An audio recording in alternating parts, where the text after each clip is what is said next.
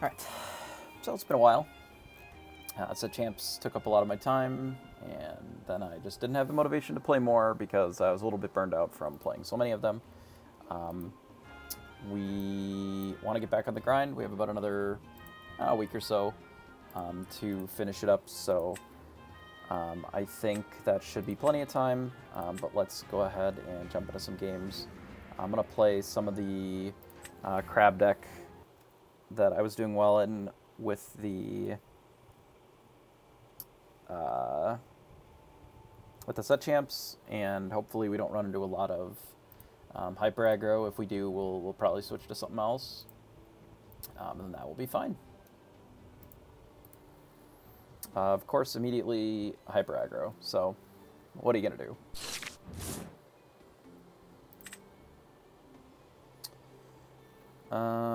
We want to mulligan relatively conservatively, but especially going second here, we're going to want to make sure that we are not just going to die straight up. I think we'll send these back. Alright, so we got the one jump ahead, so that's nice, into the Medusa. That should be pretty good.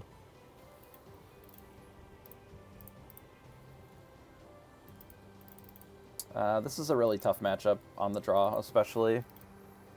If we're running into this a bunch, like I said, we'll probably switch into something else. But we'll play it by ear a little bit here, I think. Do this and pass. I'm likely going to go one jump directly into Quill rather than Flabbersham, but we'll see. We'll see what we draw.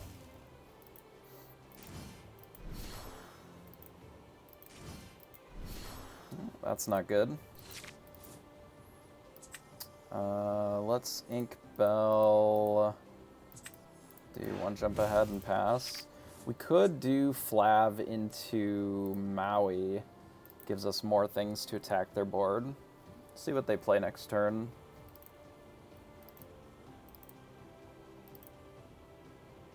We're just a little light on Inkables is the problem. Piglet is really bad.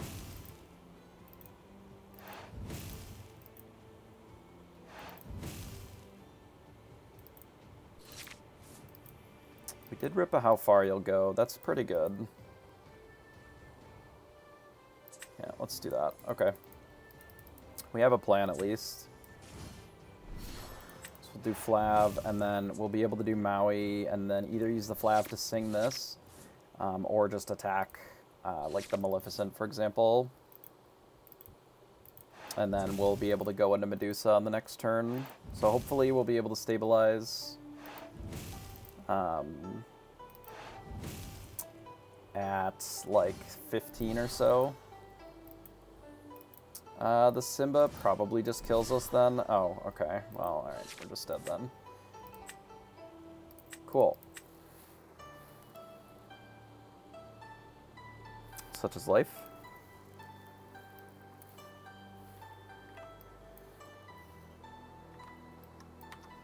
A good start to the day.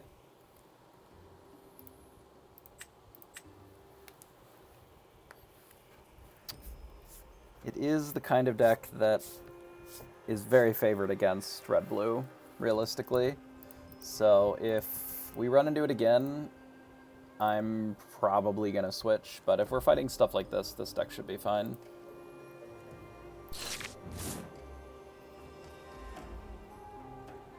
Because realistically, we were dead before we even got to the point of being able to play something like Be Prepared or Scar, which is a bit unfortunate. We'll send this back, and the McDuck Manor. We can maybe keep the how far you'll go. We'll just Ink let it go. It'll be fine.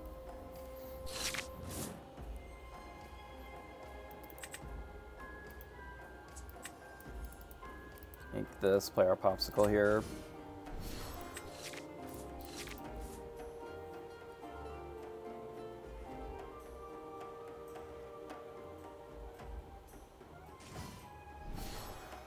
I'm considering just playing red-purple for a while and just trying to outplay our opponents. I think that's maybe just a better strategy than trying to go bigger than them. Just like play an aggressive deck in the best of ones.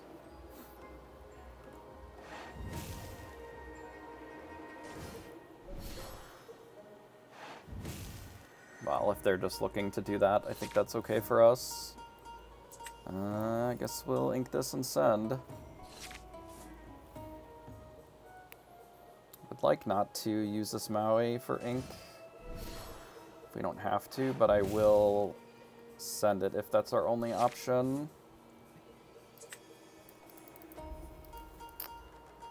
I'm considering just doing how far I'll go so that we can do the Medusa the turn after. Doesn't really matter what we draw here. Just take the dragon.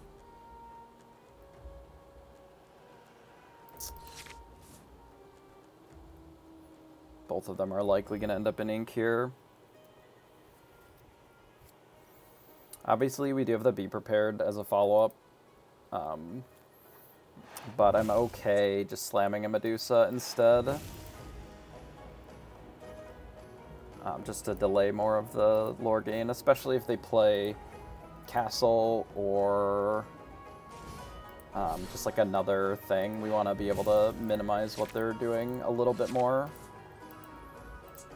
We'll hold on to the crab for now. Just going to play out Medusa. We'll take out the mini. And just say go.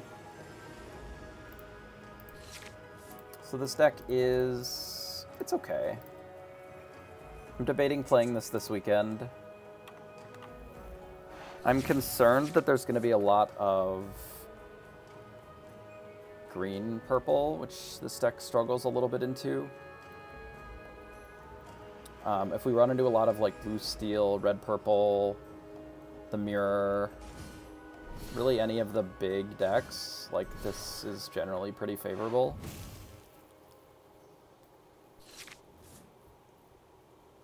So they didn't even attack here.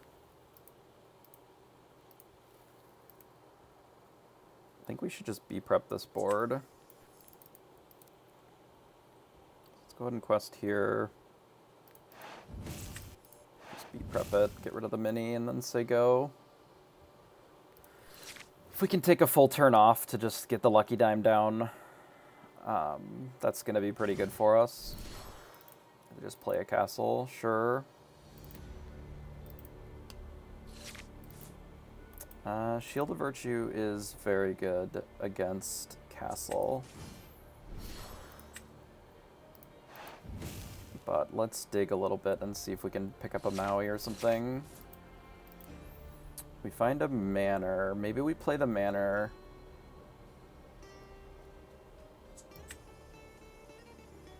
Over this extra crab here.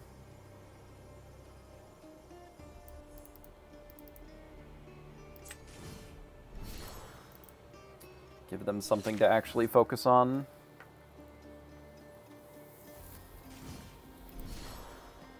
Tremaine is unfortunate. We're still in a position where we can kill this castle if we rip a Maui. I'm surprised they didn't just play another castle here. That's unfortunate.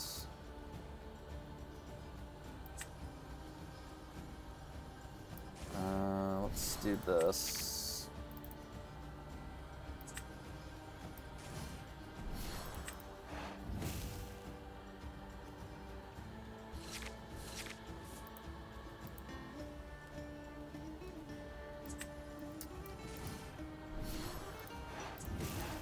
Okay, let's play this and pass.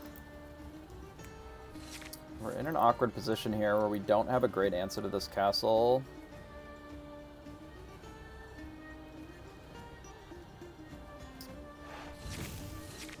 And it is going to be difficult to get an answer to it in a reasonable amount of time. We need basically Scar or a Maui here. I actually think Scar would probably be the best because we could take out the castle and we could kill both of these. We'll see what they do for their 5 this turn.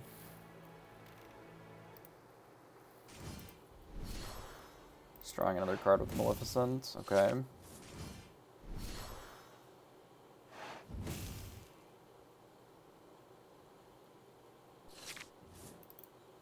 How far I'll go.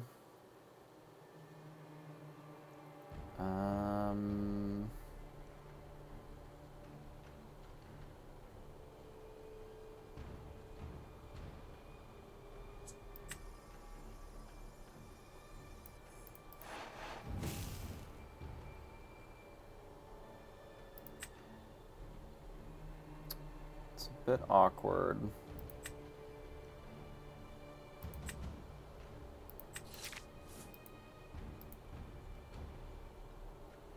Because of this stupid fucking castle. Guess the play is just to pop the Tremaine and pass. Puts them at 16. Don't like that. Wouldn't surprise me if they B-prep this board. But if they don't, we can clean up the whole board here. And still potentially play this Tamatoa as well.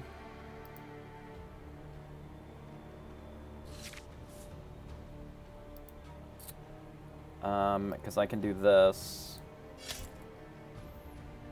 Kill the castle. Untap the Mal. B-prep. Kills everything. And then I guess this is probably better. For the Fishbone Quill here.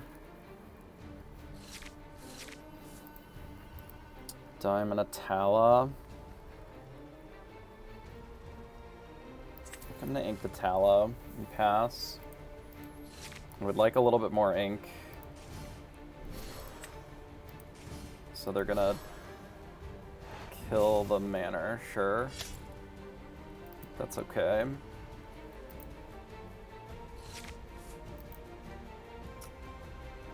We've got Tamatoa here.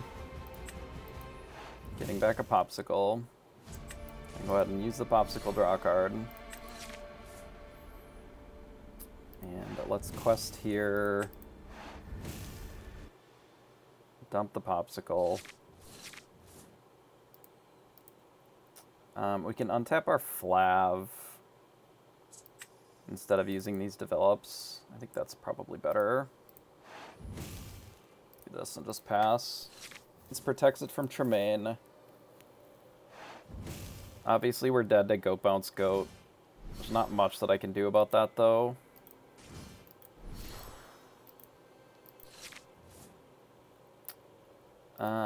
So we're dead to any other goat. If they had another one, they likely would have played it already. We don't actually have a Be Prepared, which is unfortunate. Can I win here? 9, 10, 11, 12, plus another 3 puts us at like 15. Let's start with this then.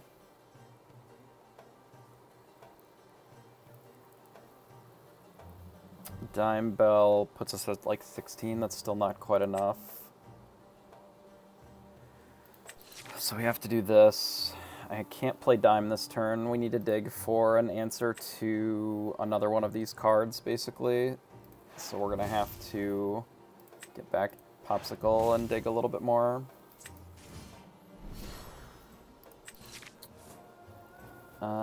That does technically work. No, it doesn't, right? Because I can't kill also the crab. Like, I can kill one of these because this is tapped, and I don't have enough to sing ink this. Right, let's quest here. We're really close to being able to close, but we're a little bit short. Another Medusa. That's still not good enough. So at this point, it has to be prepared, which is really awkward. Okay, so we found the Be Prepared, which gets rid of our crab, but I think that's something that we have to be okay with here.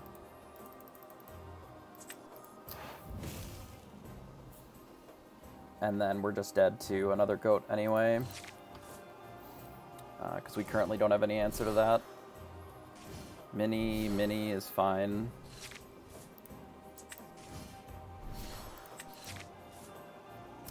Because we can just play this. And then this. And then pass. So we're dodging goat for like 3 turns, basically. And then we should be okay. So in this instance, I think it's better to just dragon it to get more pressure down. And then just like do this, 1 jump ahead.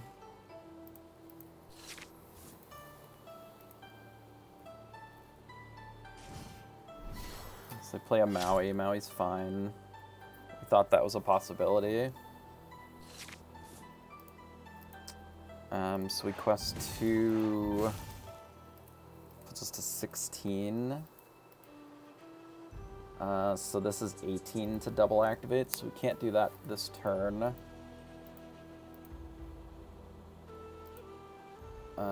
So we can just do this. And then say go. And then as long as it's not goat, we can get him with Scar. Nice. We will take it.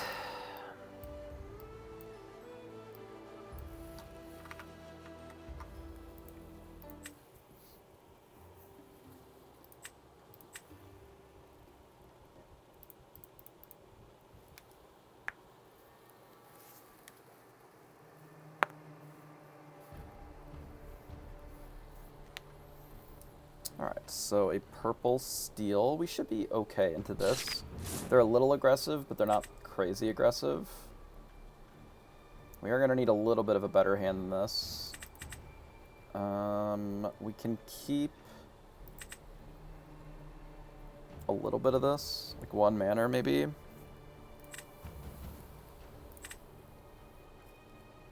For ink, and a Tamatoa potentially for ink. Can't really full send, unfortunately. An incredibly slow hand, so if they have a fast start, we're probably not in an excellent spot here. Especially on the draw.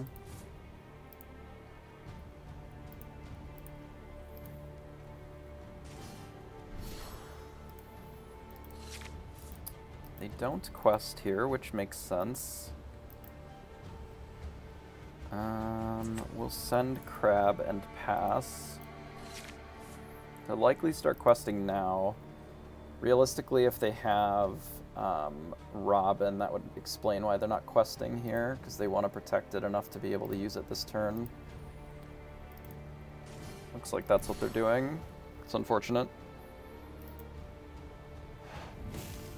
We're likely going to have to run out Tala into how far he'll go. More than likely here.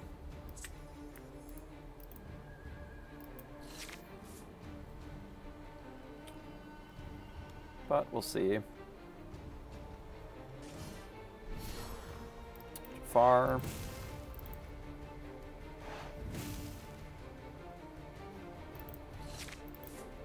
We have a lot of Mauis, which is nice. To clean this up a little bit. Let's get rid of Flav, and we're just going to play Grammatella here.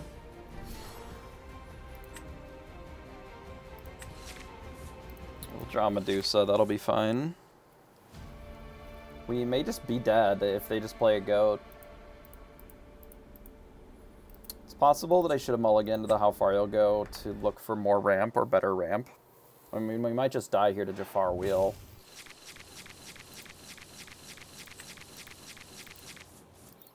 Oh, no, we're just going to die because we don't have any ramp now. That makes sense. I even considered playing How Far You'll Go just to get us to 5.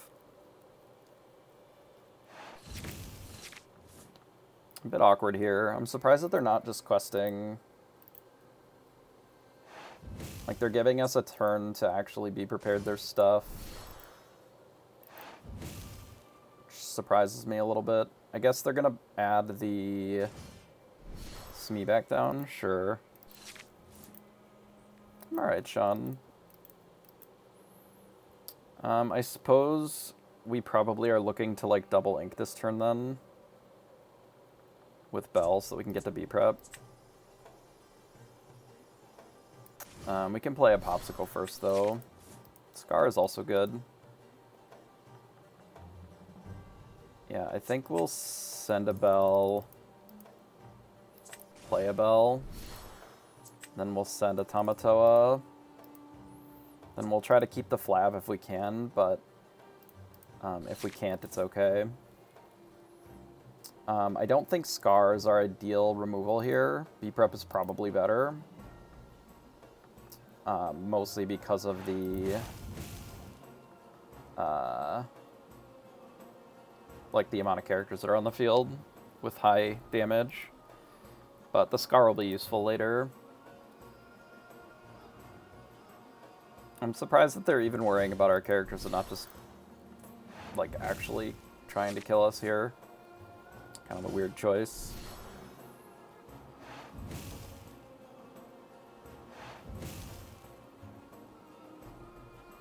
They are at 15, I suppose, which is problematic.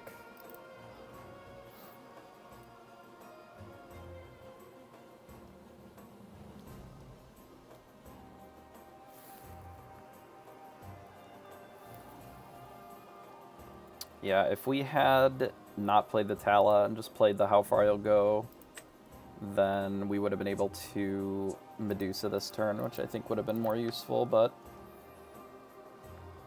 it'll probably be fine. Let's see if they're just looking to ink again. Oh, they just do that. Okay. Well, unfortunately, we have to ink our Flav, which is a bit of a disaster, but there's kind of nothing that I can do about it here. Have to kill the board. Hopefully they just refill the board and we'll just kill it again immediately. If they opt to just play a single thing, we'll Medusa it, and that'll be fine.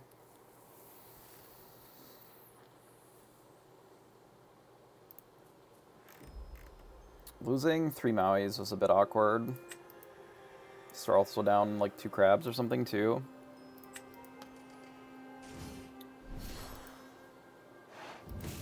They just play a crab. Are they just going to play a crab and pass, or are they doing something more than that? So we'll find out. Just playing a crab and passing. An interesting choice. I wonder what their hand is if all they're doing is playing crab. Perhaps we try to draw cards this turn then instead of using Medusa on it.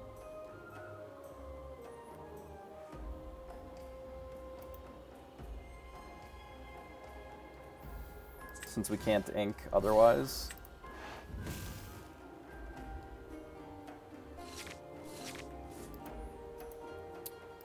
Just gonna ink Develop Your Brain and pass. So we can follow this up with Scar, depending upon what they play. It's maybe a little awkward. It just lets them get to 16, but Smash. Interesting. Yzma. Yzma-ing our Flav. Okay. Fair. Fair play from our opponent.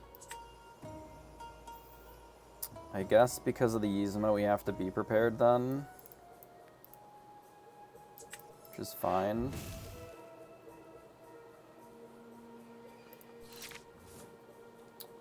Their hand must be a lot of Yzmas then. I'm surprised that they made us draw. Maybe their hand is just a bunch of Whole New Worlds. Which I'd like to get this dime down sooner than later, I guess. How are we dealing with this Jafar? It's just another Be Prepared. Don't really have another choice currently, so may as well.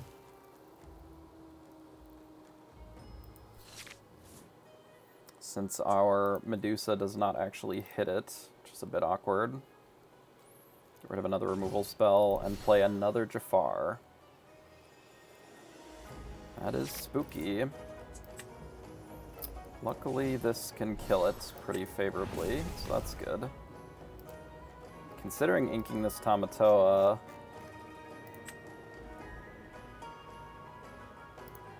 since I assume that their hand is just Whole New World, but ideally I would rather play this Tamatoa if we can. Are they getting rid of my dragon?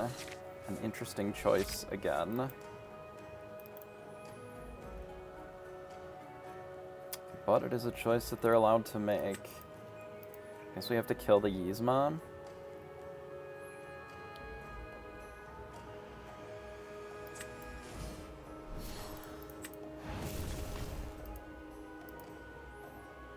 Because we can Medusa the other one. I think I can Ink Bell. Like, I would like to be double spelling. I mean, the deck, basically, this is all that's left in there now. Like, most of our Mauis and shit are gone already. Unfortunately, most of my Be Prepareds are gone, which makes this really tricky.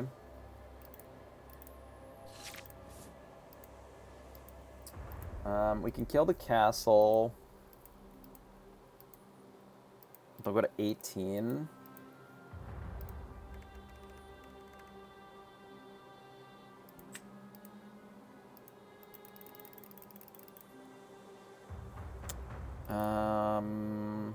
Okay, well, we gotta take out the castle for sure. That's pretty obvious. I guess we can do... This is 14. We can do this.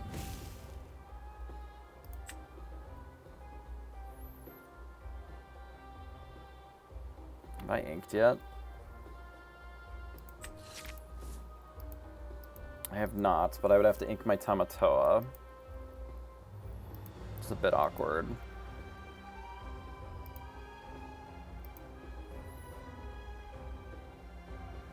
What if I just ink this?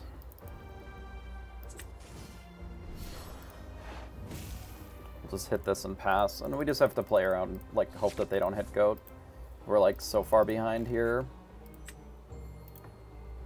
I don't know if we can actually win this game, because we can't really kill... Like, they just gain too much lore. It's just really hard to keep up with what they're doing, basically. And they Whole New World us. I think we're just dead then. I don't know if we have any more crabs in the deck. There's like one left in here.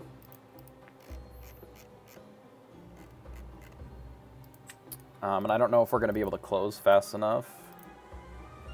We did find our Be Prepared, which is nice, but like any goat just kills us instantly, and they should have 4 in the deck still. Well, they may not be running it, I guess, since they're the Jafar version. Sometimes they don't run goat. So I guess that's possible.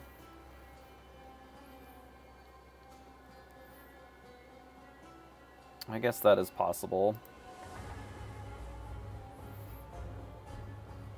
I assume that they're going to play a 1-drop. They did not. We found a Tamatoa. That's actually good.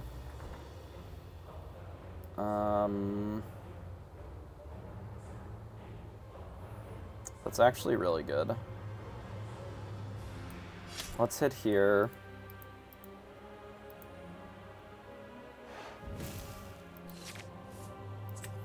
Let's play Tamatoa. I don't think I can get the lucky dime. I think I have to get Popsicle. Because I need to, like, draw more shit, basically. I can play Grammatella instead of Flaversham. We can just ink this. And then we can play Shield of Virtue, and then pass. Start singing Prince Ali. Yeah, yeah. Alright, we'll see if they get us with the goat here. Luckily with the Shield of Virtue, we can quest with the Tamatoa to get a dime back, and then sing Whole New World if we need to. Tink, sure.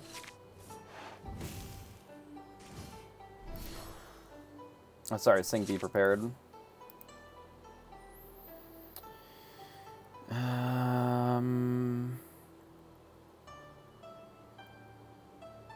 I don't know how many bells are left, is a problem.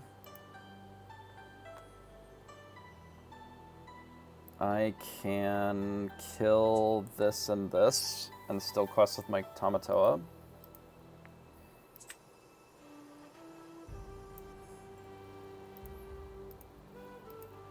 I think that makes sense. Leave the blue fairy.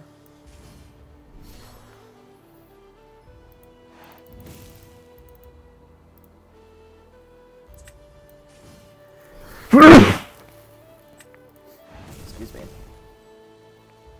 I think we'll hit both of those, and then we'll just try to actually close out the game here.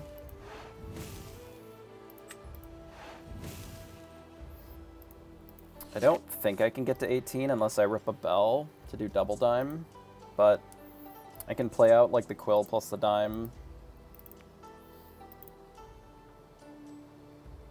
And then this will gain 5, 10, 11, 12, 13, 14, 15. So I think we just kill them if they don't finish it this turn or kill our board.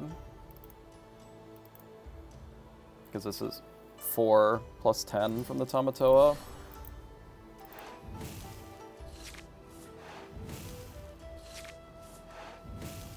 I guess if our Grandmaster dies, we don't have enough.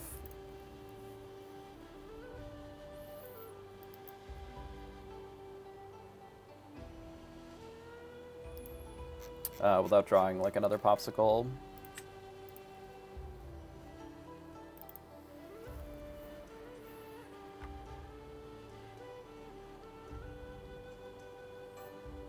Their best line here is to kill Tala, probably. If they can with the blue fairy. I'm not sure that they can. If they have another Tinkerbell, they could ink something and then shift Tinkerbell. That would kill the Grandmaster. Does not look like that's what they have. I think we've got him here. So they did decide to do that. Okay, so now we need a popsicle. Otherwise we're going to have to Shield of Virtue. We can just have it, and that's fine too. Popsicle, quill, dime, quest, go to 12. And then we quest here, and then dime this. Boom. Yeah, not having any goat is a mistake, probably, if they don't. Like, if they just have goat in their deck, I don't know how we ever win there. Because we just, like, can't close fast enough. They had a really aggressive start for us being on the draw. But Be Prepared is a hell of a card, so turns out it doesn't really matter. Hey, Sir Davos, appreciate the follow.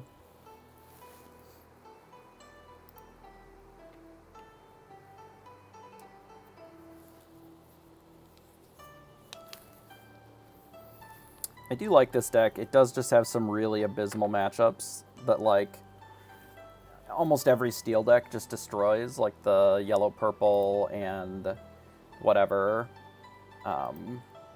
like the green-purple style decks, but it does feel like, send this, send this, send this. One jump is really good. We can keep Bell as a 4-drop or an ink. Either one is fine.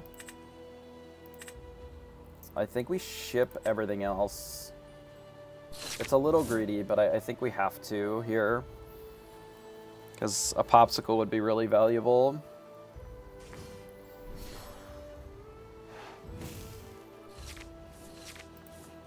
Double one jump is pretty good too.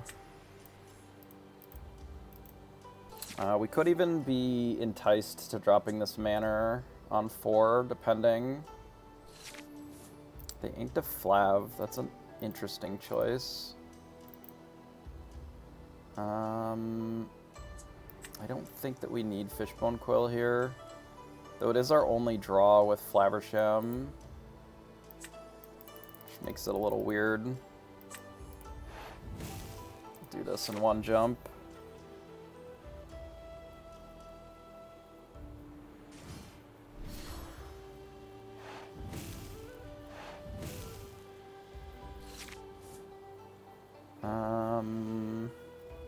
It is the mirror match, yeah.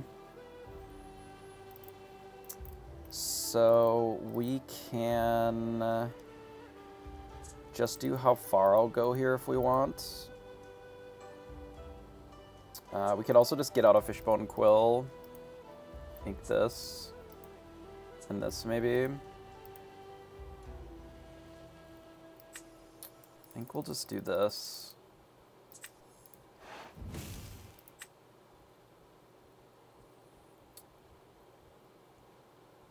They're almost certainly going to rip a Flav here, because it's the inked one. I'm debating if I want the Medusa then. To be able to kill it. Because we're not going to be able to crab for like 2 turns. I think we'll do this instead. So that we can stop some of their draw. Because they're almost certainly going to Flaversham here. I don't really know what other 6-drop they would be looking towards. You know, Gaston, sure. This is just like not a very good card.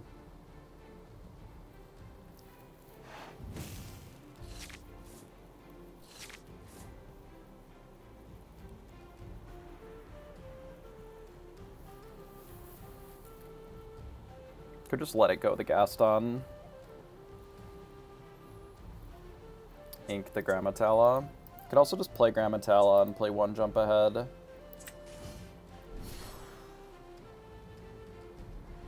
Get rid of a 2nd crab. Yeah, alright.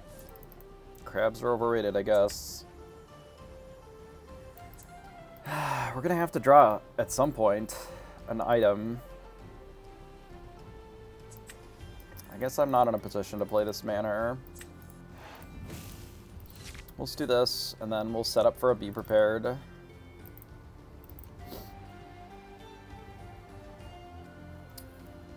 I need to keep this because eventually we're going to have to draw some cards. I don't really care about Tremaine here either.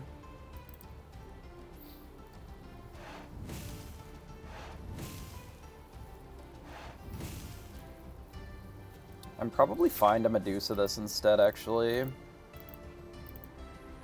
Like, just Medusa the Tremaine. Let's do this. We'll ink Let It Go. And say go. And then if they play another Tremaine, we just Be Prep it.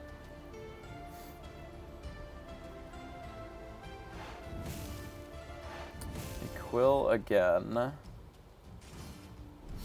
And play a crab. Getting nothing. Deal.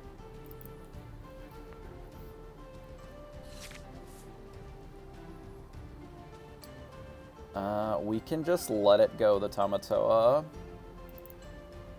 And then play both of these this turn. I don't even think we ink with the Fishbone Quill.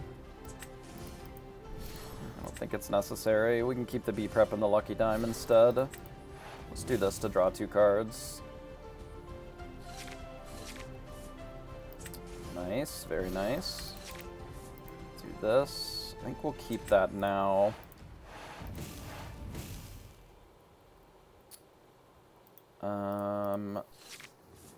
Because our opponent is so low card.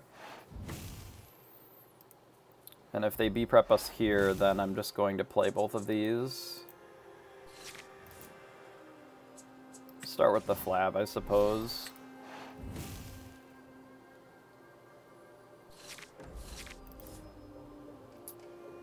Yeah, this seems fine.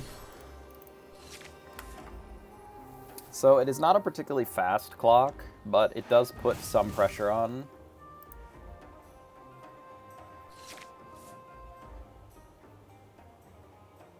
Oh yeah, no problem. Oh, sick. That's so good. Well, I'm glad that it worked out for you. So our opponent has one card. I think we just start playing dimes now. But we can do this first. I guess we'll pick up a Medusa. We'll just start playing dimes so that we can eventually just double Dime Bell here. Because, like, they have to do something here. I guess we'll just do this and pass. Yeah, that's awesome. Yeah, the Sapphire Steel is super good still. My local meta was so hostile to it that I ended up having to sort of do other things for a time. Let's take this. We'll play the Popsicle here. We'll run out the Shield of Virtue and just pass. So if we can get to 10, the game is just over.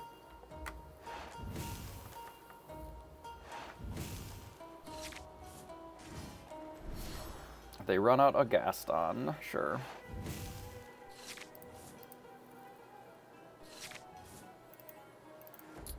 Do I care about Gaston? Not really.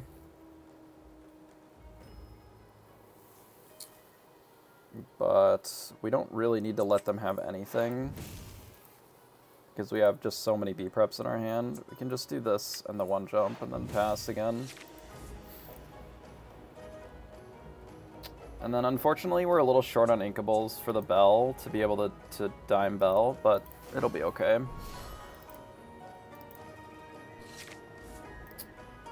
Because we can just, like, run this out and then pass.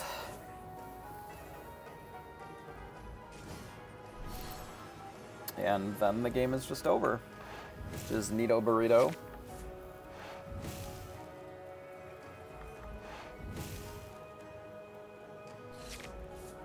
So we just play Bell and we go dime, dime, boom, done.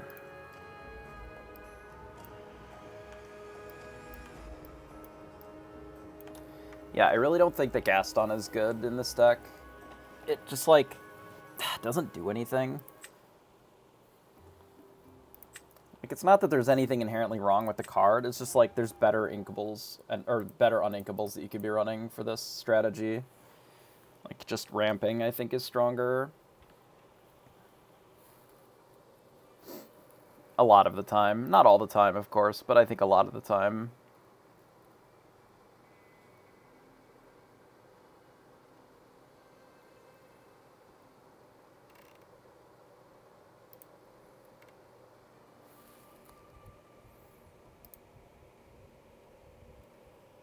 Ah, a freebie. We like this on our climb back up here. So we want as much ramp realistically as we can get early. I think we'll send all these back. We'll keep Popsicle Flav because we can't rely on them doing anything, but we have the Popsicle one jump.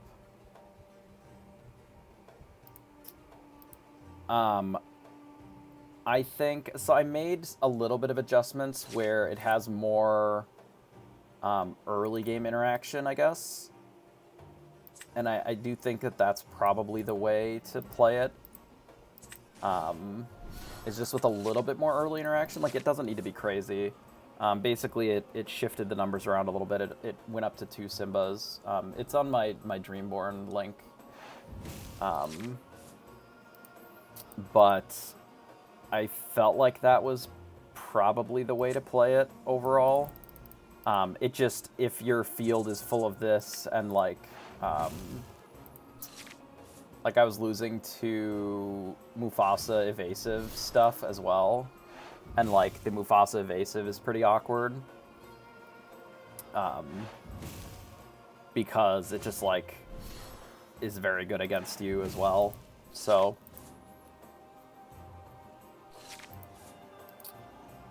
I guess we'll send the crab. And I'm probably just gonna how far you'll go. And I'm debating on which one of these I actually want. I'll probably just take the fishbone quill and then we'll use it next turn. Because likely they're gonna need to whole new world us, so I'm fine getting the quill down.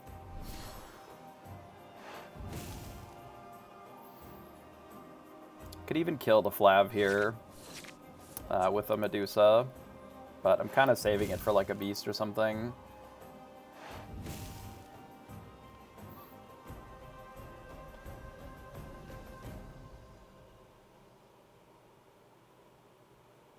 If they play another item, I may try to get the Flav off the table here.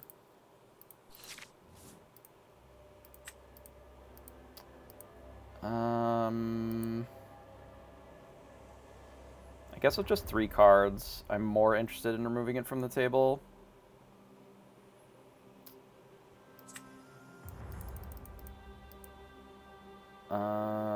Just like this.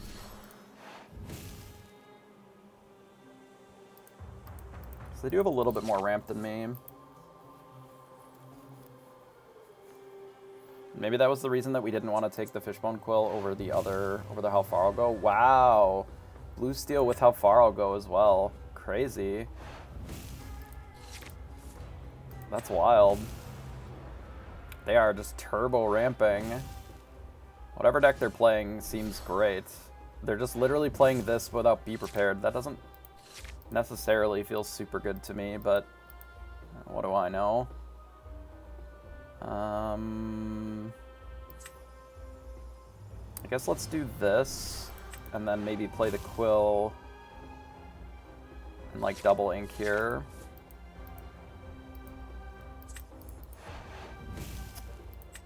Let's draw Tala, and then send Tala to the farm. Run out the Quill, ink this, do this.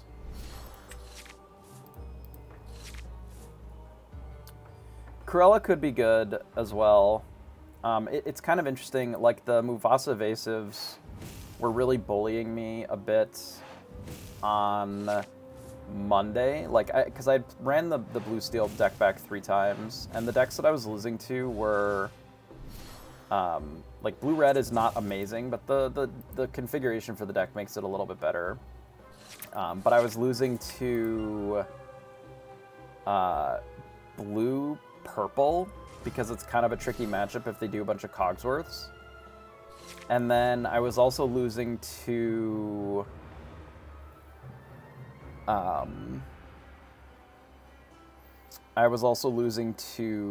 like the evasive package from the Mufasa decks, which, you know, is a little tricky, of course. Do I just B-prep this board? I don't want them to be able to sing. I just, like, don't need to do anything else on this board because my hand is already awesome. Alternatively, I could play Tamatoa and get back a Popsicle, but, like, I'm probably fine just, like, inking a Be Prepared. Inking a Flav. Maybe we don't need to ink the Flav. We can just play this quest here and be prep.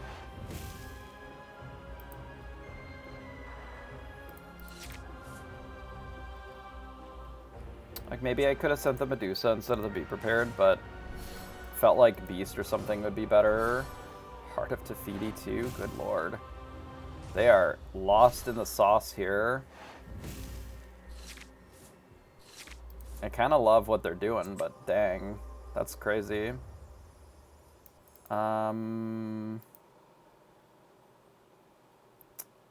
I don't need this Fishbone Quill or this Maui.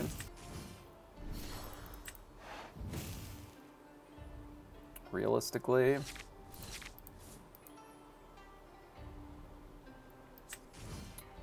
let's just do this. And then, I don't know, I guess we'll do this. Ink here and pass. I don't necessarily like Develop Your Brain, just period, but their deck is interesting. Feels like Be Prepared is too strong of a card not to be running, but I don't, you know, what do I know? I like what they're doing. I just am not sure if it's the best strategy necessarily. Let's play Tamatoa. Yeah, they have Steel. The Steel cards aren't as good at catching you up as the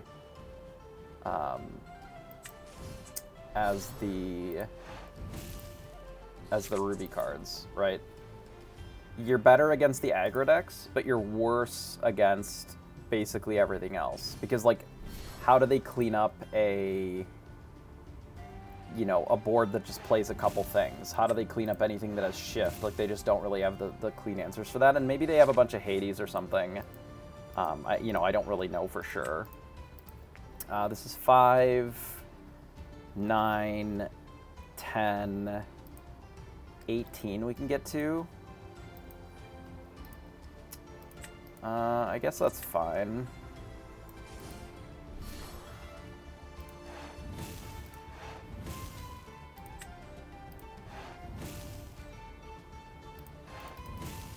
Let's do this. We can actually do Popsicle first. And if we ripped into another Popsicle, we could have used Tamatoa for more, but we can just hit Bell here, untap the crab, and fucking pass. Just don't really know how they're gonna stop us here with these colors. Like, they don't have Be Prepared, so how are they getting rid of this crab? You know, like, the best that they can do is they can Tinkerbell this Bell, shoot the Tama, and then deal it 5. Yeah, they can let it go, right? Which, it's really awkward when you're turbo ramping to, like, have your removal spell be ramp. Because then your opponent can keep up with you. Like, if they deal with our whole board, it doesn't really help them. Obviously, because we're at 18, we can just play one of these and dime it, but I think that's why I'm not a big fan of the Steel version, because they just, like, Steel just doesn't have very good cards.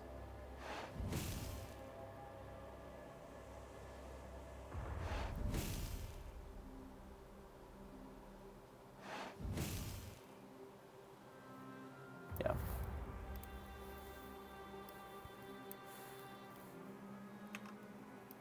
For this matchup, at least.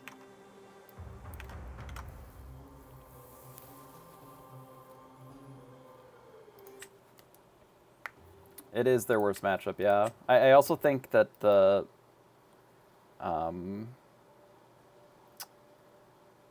like the blue-purple with the Cogsworths is pretty bad, because they just have Cogsworths. And then I think the Mufasa deck is a little rough, like the evasive, just because literally they can just turn their thing sideways every turn, and you just don't have super clean ways of answering it on the draw. On the play, it's okay, but on the draw, I was really struggling into it. This is kind of a tricky matchup. Hopefully we're going first, so that helps. I would like one jump ahead. How far I'll go is okay. We can ink the Maui. Maybe I send 2 back, and we keep the Develop Your Brain to dig. Scar is actually good here. The Lucky Dime is awkward, though. Let's send Maui away, then. Unfortunate.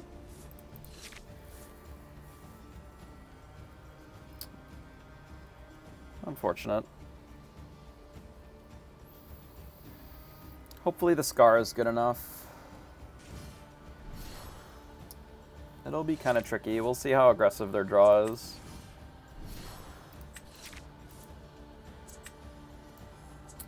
The Maui's actually okay here.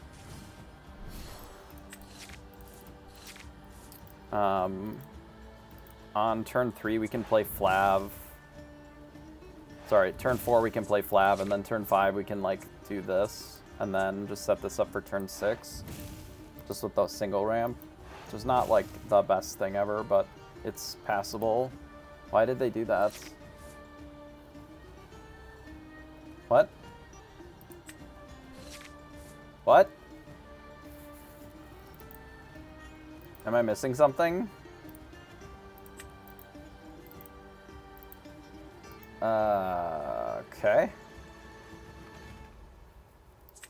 Didn't need those anyway. Yeah, I guess their hand is really bad. Like, Develop Your Brain is just not a card I would run in a deck like that. Because it's just not a really high-tempo card. Like, the way that I lose this matchup is they just go, like, 1-drop into Cuzco. They just play it like Red-Purple does, and then they just do Mickey Mouse stuff. And then that's kind of hard to race. They just play Curve, and they bully us. I'm going to keep the Let It Go for now. Because there are some cards that they can play, like an Elsa, that would be useful to let it go. Let's do this, draw some cards. Yeah, I should be okay here, I would think. Jafar, interesting. They got a spicy pile, so we'll see. We'll see what's going on with it. James, huh? Guess we're gonna do this. We'll get another How Far You'll Go, and we'll put one of the dimes in the bin. We don't really need double dime. We may want this Fishbone Quill, but I doubt it. But it's probably more useful than the Grammatella. It's kind of close. We'll send the Fishbone Quill. Because we may not be able to keep this Flav. Let's do this and pass. Hey Jane, how are you? Yeah, they might play Hops. It kind of doesn't matter. So they attack.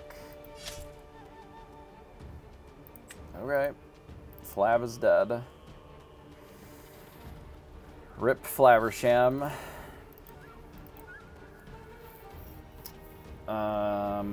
Okay. We'll ink Grammatella. Yeah, it must just be a full-on meme deck. I guess we'll just... I mean... I could, like... just do this. I don't even care about James. We're just gonna do this, and then I'm gonna Scar and kill the Broom.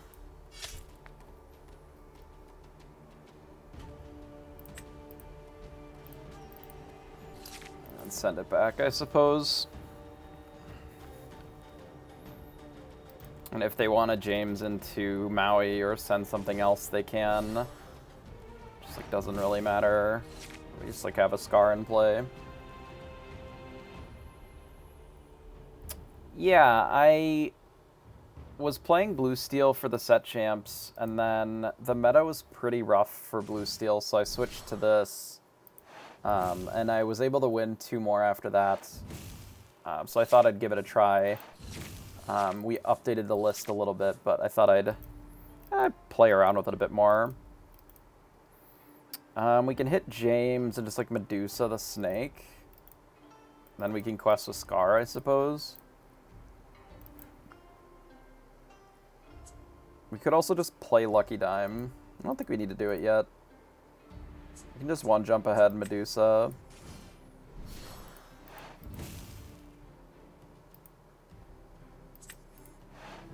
Let's do this. Bash here.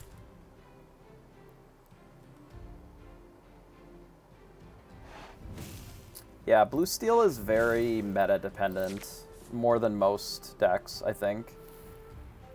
I won one with it, because there was a lot of green steel and a lot of aggro in the room. And I did pretty well against it in that meta. But once people started adapting to things that were good into that, it got a little trickier, of course.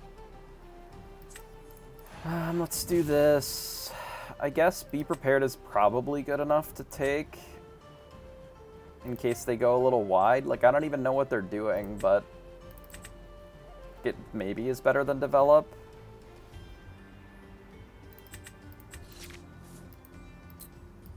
So let's do that. And then I can just play the dime this, and then, like, quest for one. Say go? I don't know.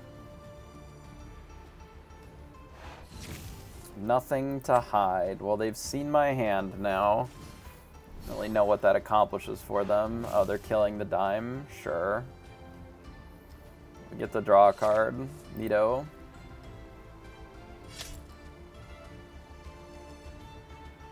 Yeah, it improves the...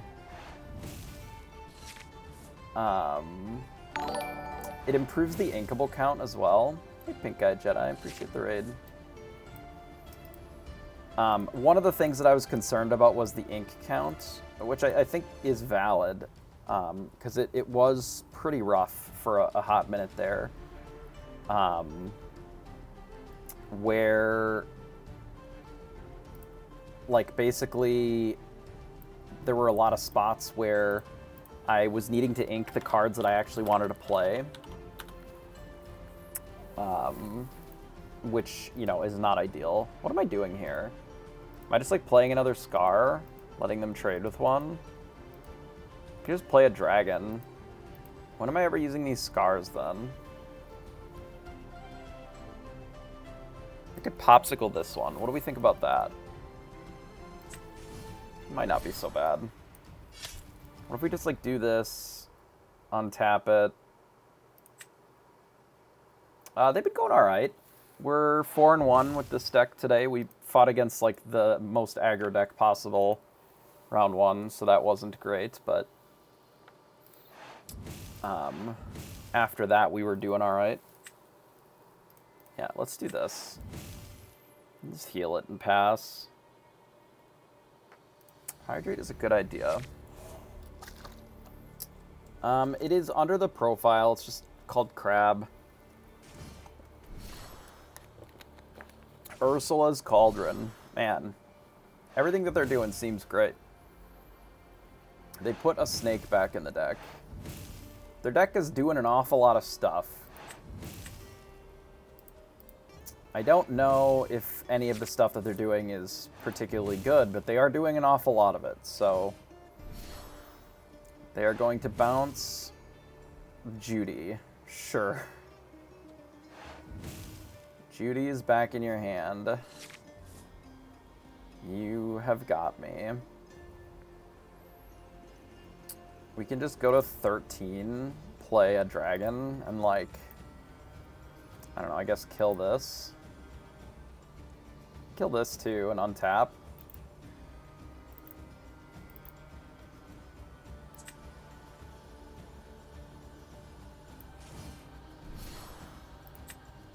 We can just, like, blow this up.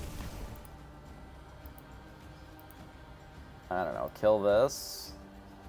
Maybe we use the Let It Go now.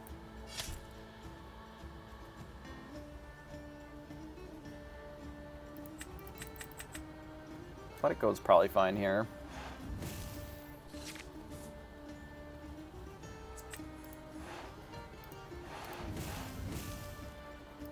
Just do this and pass. I don't know.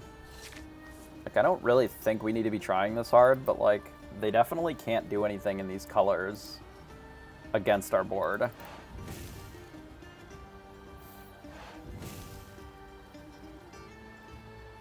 Like, whatever they play, we're just gonna dragon, and then have another dragon in play. It's probably pretty good for us. Yeah, the really aggro-filled ones. Yeah, so they played an Elsa. That's not surprising to me.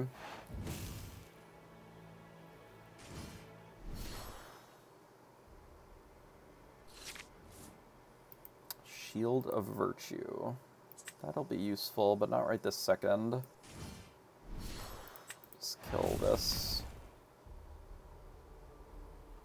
It's possible. It is certainly possible.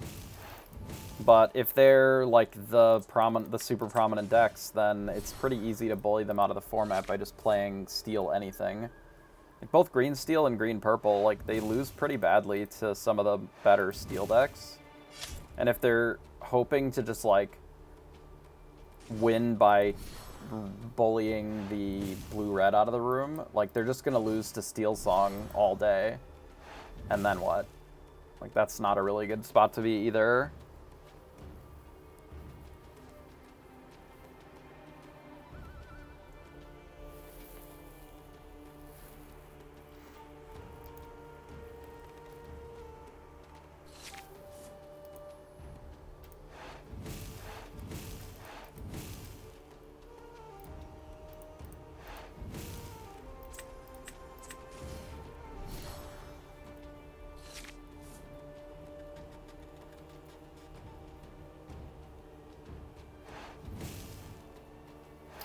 Yeah, it's tricky. I'm not really sure what the solution is. It may be that you're supposed to just play... Atlanta is in 4 weeks. 1, 2, 3... Well, it's 3 weeks from now, I guess. It's the 24th. It's like the weekend of the 24th.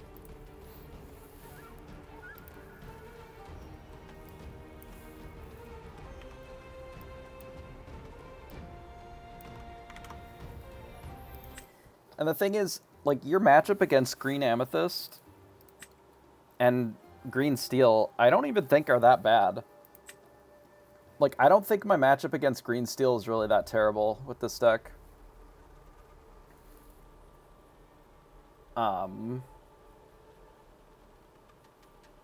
Especially if you're not on the draw twice, right? Like, in a best of 3, if you lose the die roll, it can be really rough. But in a 2-game format, you're always going to have one of your games on the draw and one on the play.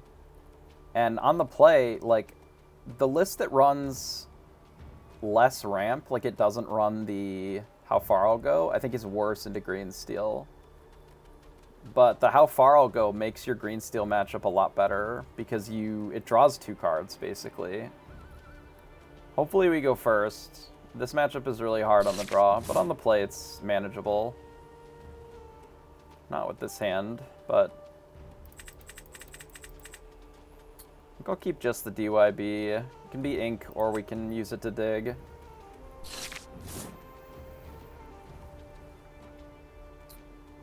Not a great hand, but it could be worse.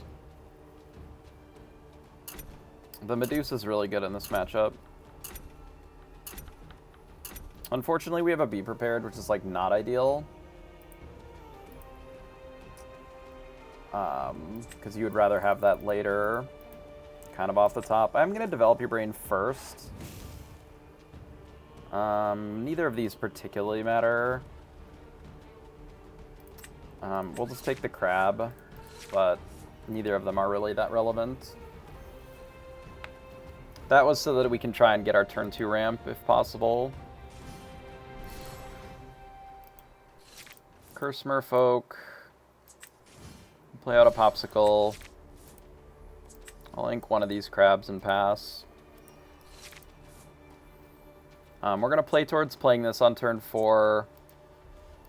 And then potentially this on turn 5. We'll have to see what they do for their couple turns here. If they just decide to Ursula and take the thing, like, this isn't that aggressive then. The scarier lines for them are where they just, like, double Merfolk. Those are the ones that I'm afraid of. I don't really give a shit if they're Ursulaing this early. Like, that's not that scary to me. Let's ink a bell, do this. We'll Fishbone Quill the dime, because we don't need it this early. And we'll do this and pass. Yeah, I mean, I guess it depends on how much they lean into the discard, too. Can make it a little tricky, especially if you're on the Fishbone Quill for your ramp. Because obviously the Fishbone Quill ramp is a lot worse than some of the other options. Like another Ursula, sure. Well, they're not going to expect another Be Prepared here.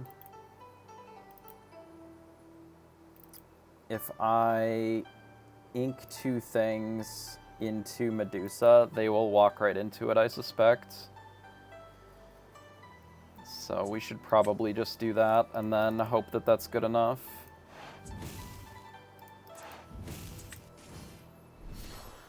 Do this and just kill a Curse Merfolk and pass.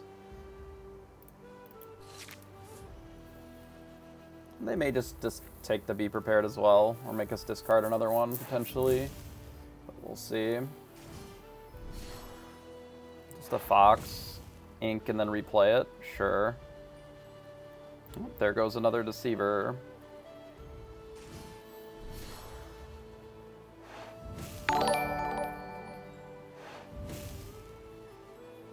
Hey Haji, appreciate the follow. I feel like it's probably right to blow out this board. They just have 2 cards left.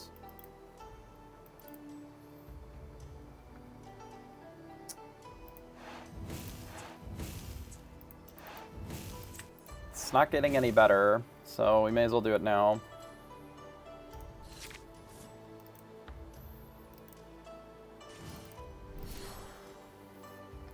Hopefully they don't have a lot of cards to work with. Also a 4. No, they just play that. Nice, that's a great draw. We will draw some more cards. A Fishbone Quill and a Crab.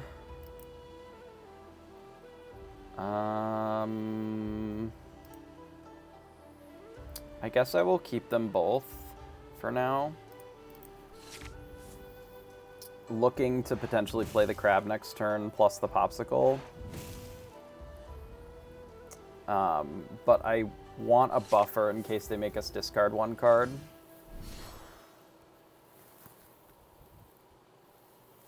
Because obviously that would be a disaster for us here.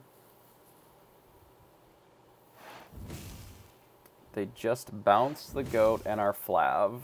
Sure.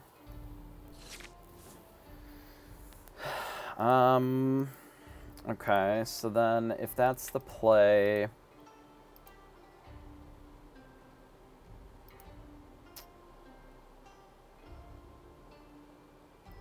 I would like to play this Tamatoa.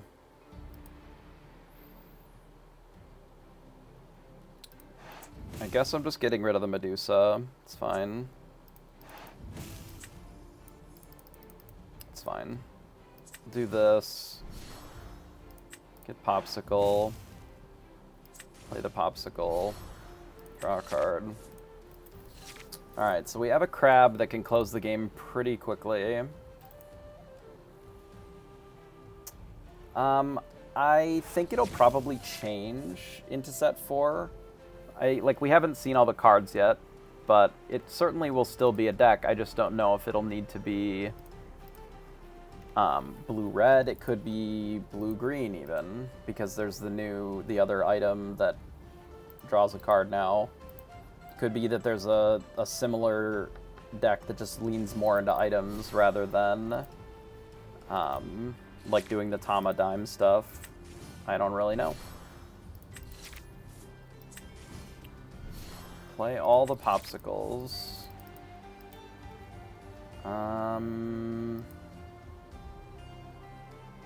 Perhaps I don't need this Flav at all. Do we just, kill them in 2 turns instead?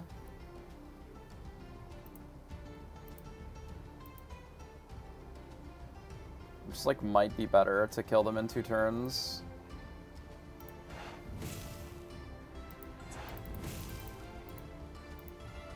I'm debating if I want to draw a card with a Popsicle here. I do this, and then I think I do... I just don't even need it. I'm just gonna do this and say go. Yeah, the Sing Together mechanic, I think that there's something using, Bell's House and similar cards that could exist. with the new items that have come out. So we have Let It Go, which is interesting. This gains us 12, which is not enough, so we may as well play Flav first and draw some cards, and then we'll see what we're working with. Scar and a Develop Your Brain. We could just Scar the Goat. Put them at 15, 16, 17, 18. That would be fine to have them only draw one card. We could just let it go too, but I guess I don't even need to do the let it go. I'm just gonna do this, draw a card, and then we'll just ink this. We'll Scar hit here. We'll untap Scar, and then we'll just heal this. And then we'll put the Popsicle back in our hand. And then say go. And then there is no combination of cards that will allow them to win on this turn. That's not actually true. There, in theory, was. If they sing and, like, draw two here and then rip, like, Goat, Bounce. No, that's still not enough. It's still not quite enough. It's close, though. With only 7, it makes it really hard with the one card. 5, 6. So, like, obviously on the draw, this would be a lot worse. But on the play, it's more viable, because you can ramp a little bit faster. But yeah, I think there's going to be, like, there's definitely going to be, like, an Amber Emerald deck, like yellow-green, that leverages the, like, the key to sing together, along with, like, Bruno and the location as well. I can send back a crab. I can send back, like, 2 cards here. Maybe just both crabs is fine.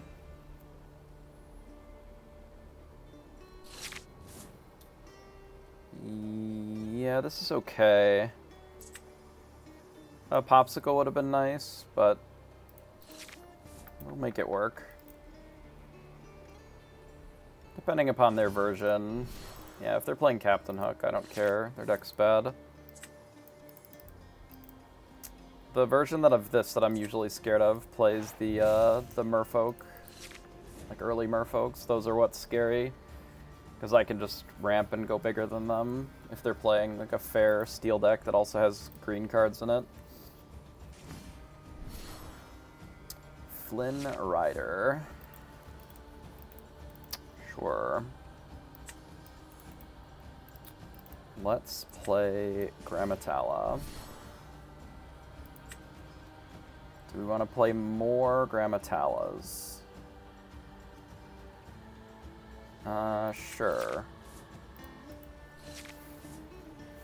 We're likely going to play a Maui anyway, but Grammatala can be good. If they don't quest, we'll probably just play another Grammatala. Scar. We could set up for Scar instead. That might be better.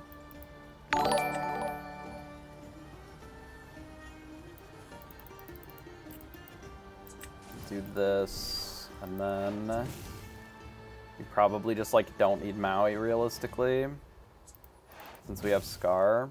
Just do this and pass. Is there a new Ursula? Yeah, there's some new cards. I mean, they might double sudden chill me. It's fine.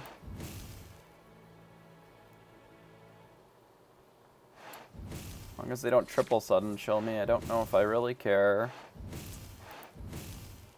And they might. They might triple sudden chill me. That is a possibility.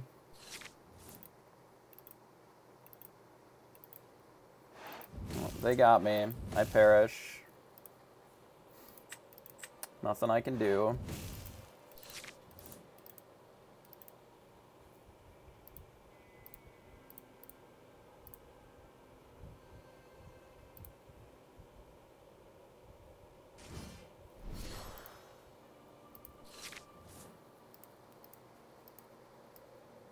So we'll just do this. Am I done? Oh goodness. I fucked up my Twitch page. Everything is like fucking terrible now. I don't know what I did, but it is awful. I fucked it. Stop being shitty. Oh my fucking god, I don't have time for this. I'm debating if I let it go one of these, or if I just ink this. I feel like I'm supposed to just ink it, so that if I rip Scar or B Prep, that I actually have a chance. Oh my fucking god, dude. Game.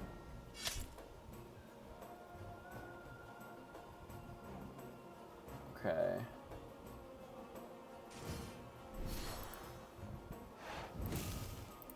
I somehow managed to fuck up my fucking screen. I don't know. I clicked something and then just bananaed everything. This, I guess, into Popsicle.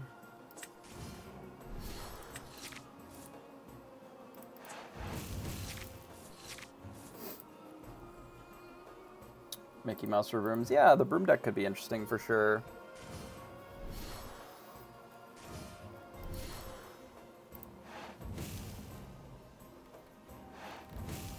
Like, discard is my least fun, the least fun mechanic in this game. Like, not really sure why they decided to add discard as a mechanic, but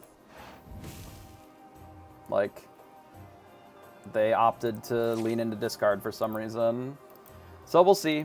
We do have very good top decks, because our deck is designed to be filled with good cards instead of bad cards. Discard is generally pretty uninteractive. I probably should have just inked to be prepared, but I wanted them to make us discard it if they needed, or if they had something for it. So we'll just play Scar, even though they likely have a kill spell for it. Yeah, I figured it was a long game Zeus, but that's like their whole turns. It's fine. Let's play this and pass. If we rip a crab at some point, or a flav, like, we're gonna be in a pretty good spot, I think. Play a dime, pass. If we don't have something to do pretty quickly, we're going to probably lose. But we can at least do this.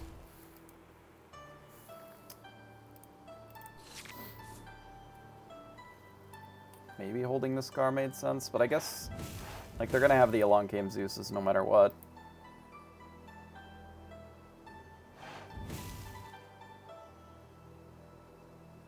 Ink another removal spell. Alright, we'll play Bell, we'll gain 1, we'll pass. I assume that they just have like a whole handful of removal. Probably double let the Storm Rage on, maybe, yeah. Not really much that I can do about it.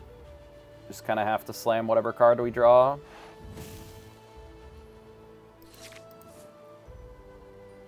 Guess we'll ink this. Don't really need another one.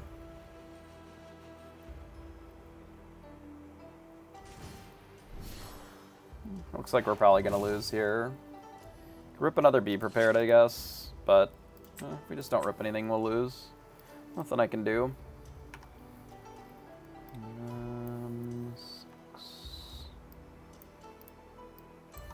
Such is life. I guess I could have played it a little differently and actually put a Maui into play, but I mean, that's the deck, right? Like, we were on the play and they just happened to triple discard us on turn 4 or whatever. Or on turn 5, and then they killed us. What are you gonna do?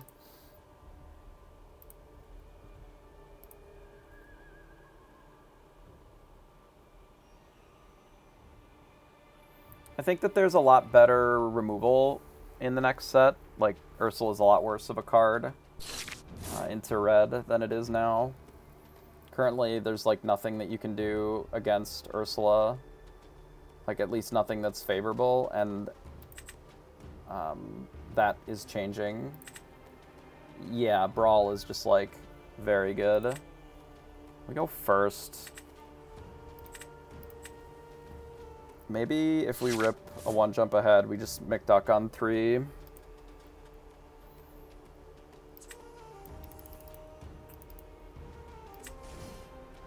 Yeah, it's like very good Ursula removal. It also removes like Surfer, and it takes out almost every card that matters in the early game. It's really good.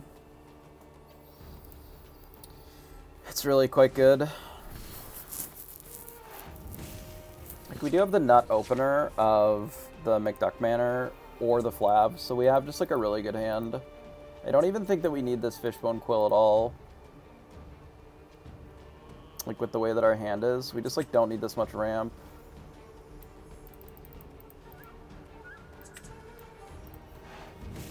We just like have other shit to do with our cards.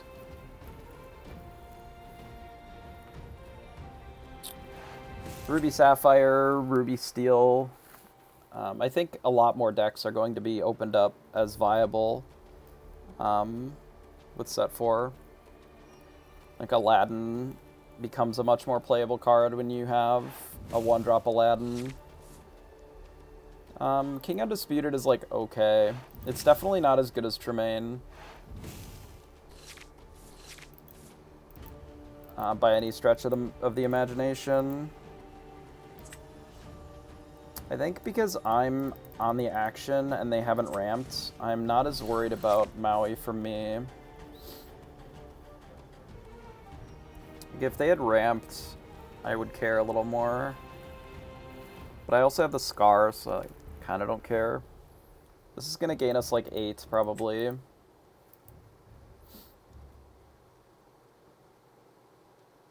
While we draw cards.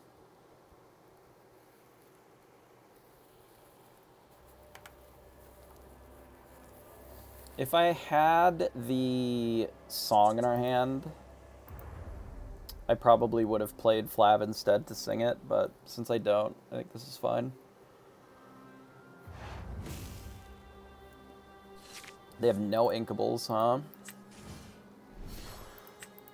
I love that for them.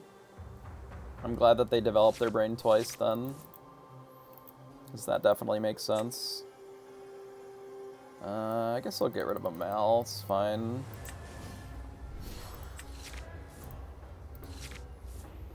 Like, if you have this and you have no other ink, like, don't fucking cast it. Just ink it. Like, I don't understand. Like, that's one of the reasons I don't even like putting this card in the deck. I am currently running it because I thought the Queen was really shit, but I didn't have any other cards I wanted to put in. So I'm playing a couple of, like, 3 right now. Maybe they had Quill, and, like, they just managed to brick off weirdly. I don't really need nothing to hide. I already can kind of guess what's in my opponent's hands. Like, I just don't need to see what's in their hand. I can already basically tell. Like, I'm not too worried about most of their cards. We could just draw here, but maybe that's actually fine.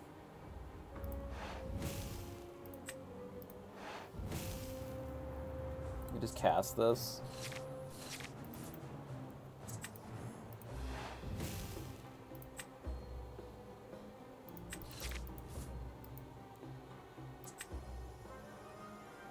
I don't really need more cards, but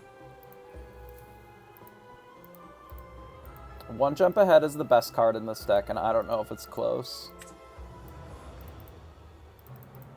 I want 1-jump ahead on turn 2 every single game. Like, I would trade almost any other combination of cards to have 1-jump on turn 2 in this deck. Like, your best opener is Popsicle into one jump into Flaversham. Like, that is the opener that I want every game, if I can. Because of how strong it is. Like, especially if you sing How Far I'll Go after that, like, it literally just sets up everything. So good. I am debating on whether or not I can ink this Flav. It is like our only draw. But we do have Tamatoa. We can play next turn and get a Popsicle.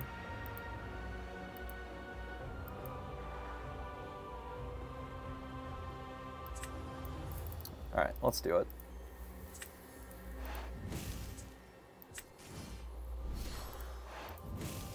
Let's do this and pass.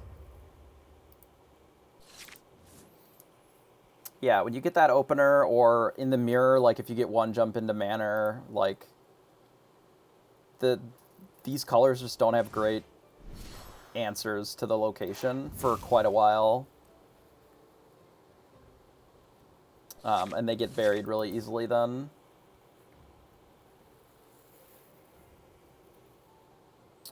Blue-purple is very good, and it is kind of the new hotness that came out of the set champs, like blue-purple and sort of like, you know, the Mufasa more sort of evasive list and those kind of things are pretty good against like blue-steel, most of the steel decks actually, because it has Cogsworth in it. And they're good into a lot of these decks because they just like have so much ramp and draw. Yeah, it bullies a lot of steel cards. Like a lot of the steel decks really struggle into those. Like you have Cogsworth, you have a lot of the draw and ramp, which is just all of the good things against Whole New World. So like all of the Whole New World decks are kind of being pushed out of the format.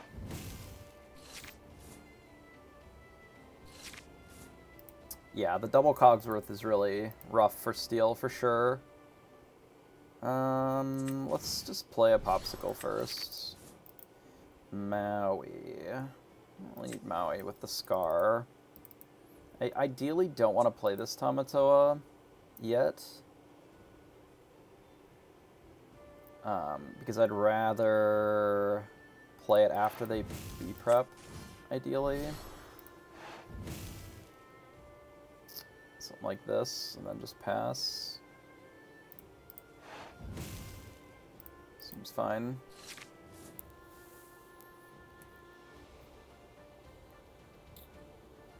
Yeah, Cogsworth is hard to beat, so they probably have a Scar or a Maui. They're going to kill the location, but it gained 8 like I suspected that it would, which was the whole point of it. That was all I needed it to do. I didn't need it to gain any more than that. The location gaining 8 is basically the ideal, because what it does is it means that I'm in double Bell range, either playing Bell and just questing with it, and then diming it, or just double diming on Bell. Let's sing this to start. Don't really need the B-prep. We'll take the Quill. I think what we're going to do is play Scar. We're going to hit the Grammatala. Untap our Scar here. We'll just do this and pass. I was considering just playing the Quill to make our Tama better, but I don't think we need to. Just wait.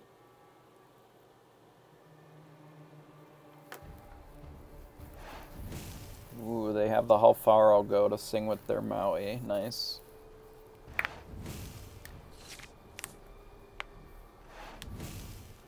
Okay, so they do play a Be Prepared. Not very surprising to me. Let's just play our Tamatoa to get a Popsicle. We can play a Popsicle out here. So we found a Bell, which I don't think that I should play yet, in case they have another Be Prepared.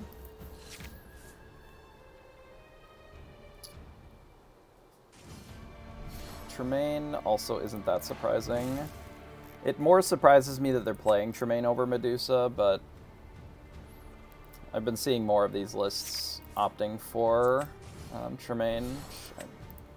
I don't know if it's necessarily correct or incorrect. I just don't think Tremaine is as good of a card. Could be 2-2 split, that's true. 2-2 or 3-2 split. I guess here we do with Bell, Quill, and pass. This plays around another Tremaine. But then they lose if they don't answer this immediately. And if they do answer it, that's fine. Because it kills their Tremaine then as well. So they do have Medusa. Okay, it's fine. Well, if they're playing Judy, then that doesn't really help us here. And I'm ideally protecting Flav to just draw more cards. Because we are so far ahead of our opponent that we can afford to just be a little greedier. Because it really doesn't matter that much.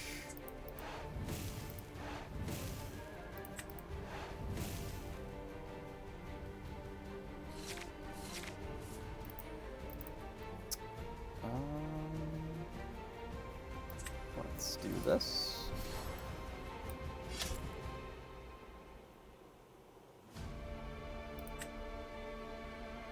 Untap this, and pass. We can afford to play slow. We don't have to try and turbo close the game, because we are the ones that are in the driver's seat. Now they're still dead in one turn if they don't kill our board. Because we're gaining up to 15, and then we just drop this and win. Like, they are in a spot where they're dead to this, which they realized, so they conceded. Mostly just had the luxury of playing a little slower, so we didn't have to go that fast. Because we're the ones drawing cards. Like, we have drawn 8 cards more than our opponent, so we can afford to just do less things and make them have to act. It's one of the reasons I'm not a big fan of Tremaine in this deck. It's just like, I don't know, it's okay, I guess. It just feels like it's not as good as, I don't know, some of your other uninkables.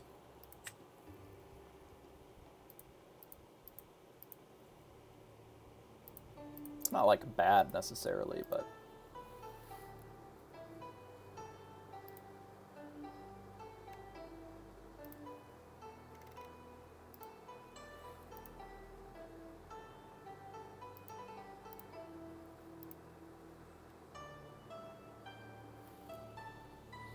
Steel Song. Okay. Generally, I would say that this is a favorable matchup. We are going second, which is awkward. We'll send the Scar back. And we'll send the Flaversham back. We'll keep these two and the How Far I'll Go.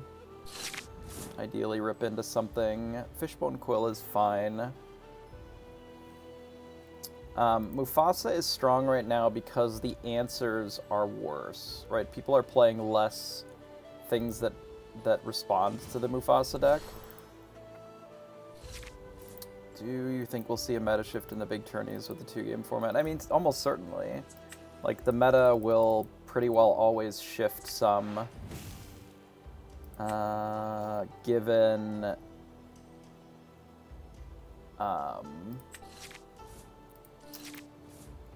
given that you need to play a little bit more polarized decks, ones that are better at going 2-0. So I would imagine that you're going to see more people on decks that do high roll a bit better. Yeah, like if you play the evasives, it's good. If you play the hydras and stuff, it can be pretty good. We're just going to lose if they shift in Whole New World. It's really awkward.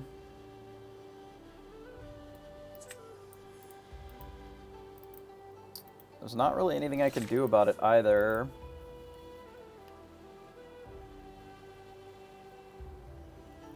especially because we've drawn so much of this. It's really shitty for us. If they don't Holy World this turn, we'll probably be fine. But specifically Holy World on this turn is really not ideal. Aerial is okay. We basically just have to resolve the Fishbone Quill before they Holy World is really the rub. This is awkward.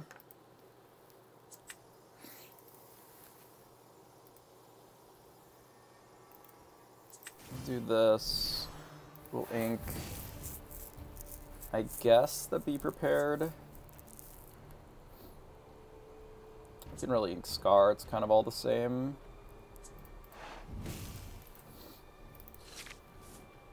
I'm not particularly worried about the Pride lands.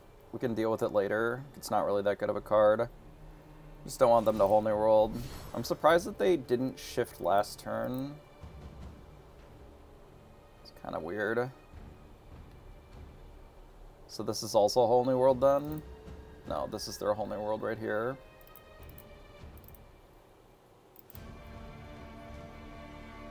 Yeah, I guess they wanted double Singer, maybe?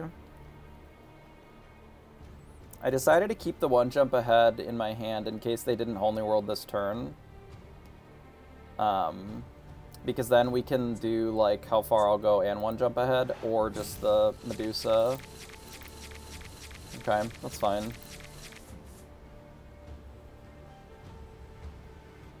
We can just ramp a bunch.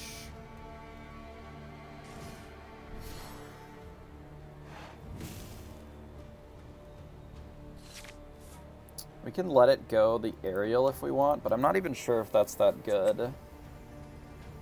Let's get rid of the McDuck Manor and the Dime. I think.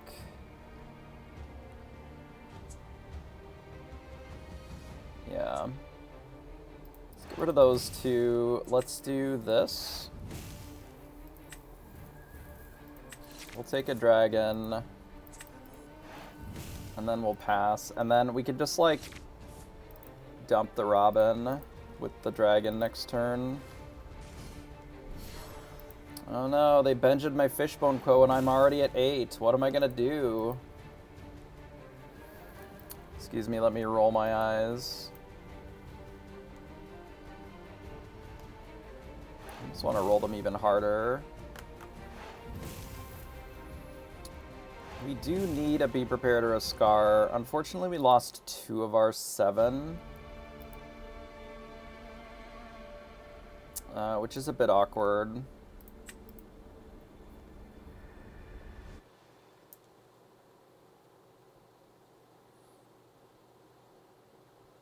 It is in the Pride lands. Deal.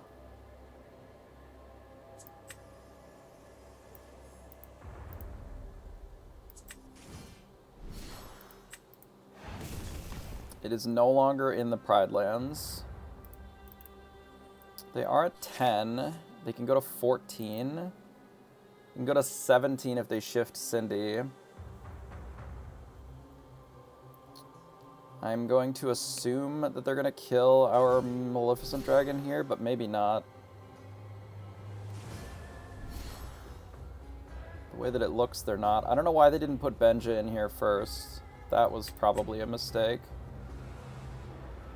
Yeah. Why would you not put Benja in the Pride lands? If you're going to play 2 1-drops, it's literally free. It's kind of weird. They get rid of Bare Necessities. They played 5 things to strength our dragon. Okay. That makes sense. Doesn't look like they're Whole New Worlding. They still have not moved anything into the Pride lands. Oh, they moved it now. Right on time. -2 ink. Yeah, most likely. We have 3 draws to find a Scar or a... something that's actually playable. We did not find one, unfortunately. On to... a bit awkward. I guess I'm supposed to play a Bell and the Maui.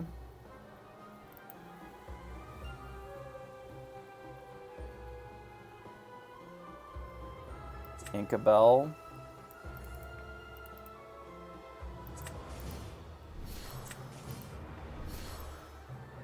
I have to kill Benja.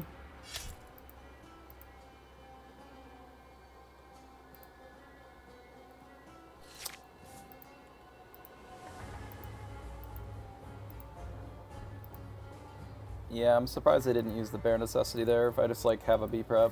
But I suppose they thought maybe I would have used it the turn before. I'm not really sure. Like, we're probably just going to lose to this Pride Lands. If they just quest out here... Yeah, they could be. Along came Zeus on Bell. I think we're just going to lose to Pride Lands. This is really awkward.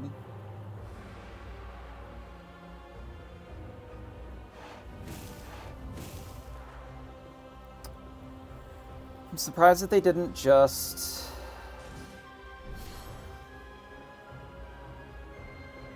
quest instead. I mean, it's not even wheel variance. We just, like, didn't have good ramp. I believe that we perish. Alright, fair enough. We, like, didn't have any draw either, so such is life. 3, 1, 8. Like, our opponent played not optimally there and was able to beat us just fine because we... I guess it is wheel variance, because our hand was quite good otherwise. We just ripped into a bunch of, like, nothing burgers.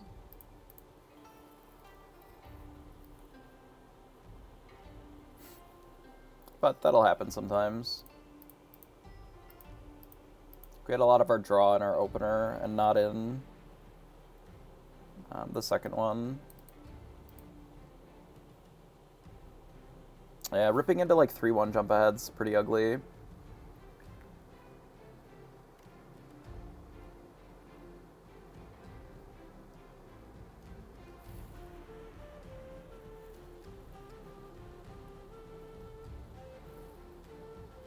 Okay, Amber Sapphire.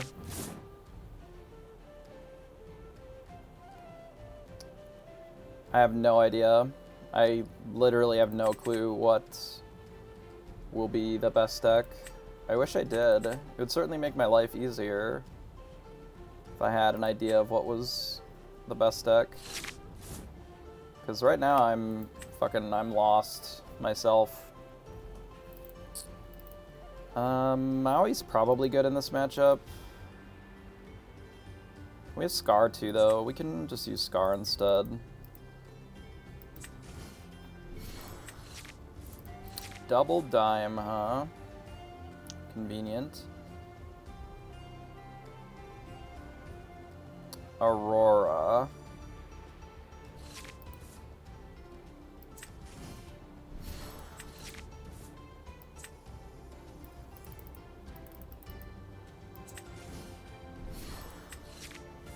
Well, we have a lot of popsicles. We got that going for us. Luckily, we can ink one of these dimes with this Fishbone Quill, so that'll help. They play Aurora. Fair enough. I will play Fishbone Quill. And ink one of these dimes, and then send it back. If they decide to shift Aurora here for some reason, I may ink 2 things and just, like, send it to the Shadow Realm. We'll see. I really would not like to ink this Lucky Dime. I wish it wasn't in my hand this early, but I'm not a big fan of Ducky's version of the list. Because realistically, it's playing like a really awkward amount of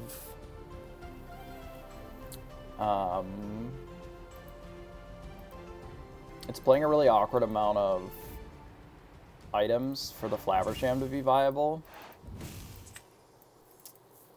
But, I mean, overall, it's probably fine. Just kill Aurora here. Just, like, minus 2 cards. I didn't gain any lore off of it either. I have to do it now so they don't just play another Aurora and give them both ward.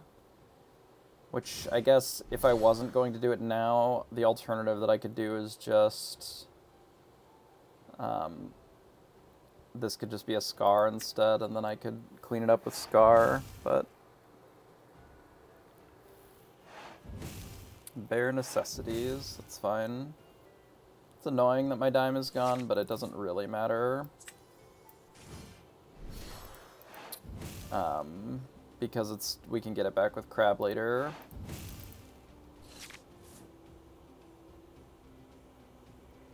Yeah, 3 dimes is too many. Like, the blue-purple lists that I like run Cogsworth, and they don't really run any items. All of their ramp is just like 1 jump ahead, and Mickey's and such. Like, it's just a purple deck that also happens to run a bit of ramp. Like, it plays Cogsworth and Hades and such instead. Grand Duke, huh? Sure. We have gotten a Medusa, let it go. Sure.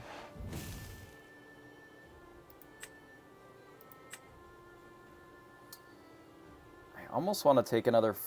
how far I'll go, but I'll just take another Medusa. We'll just kill Ariel and leave them with a Grand Duke. Not really sure what the Grand Duke is for in this list, but I'm sure that there's some benefit to it. Discard 1 card. Resolves.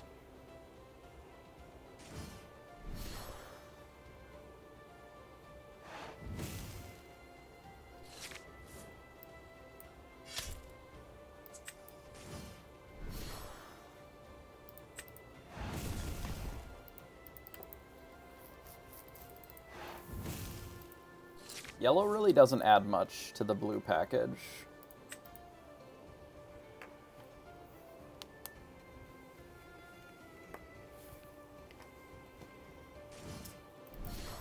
I see, we ramped some more. Excellent. I guess we'll develop your brain into a develop your brain. Into another popsicle. Sure. Okay.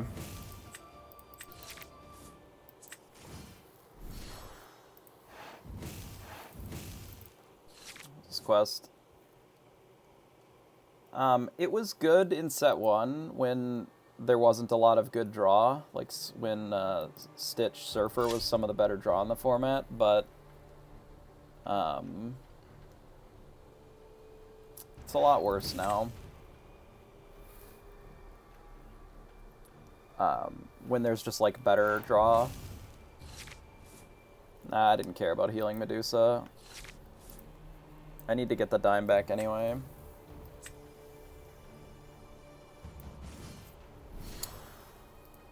I could believe that there's a blue Fossa deck somewhere doing stuff.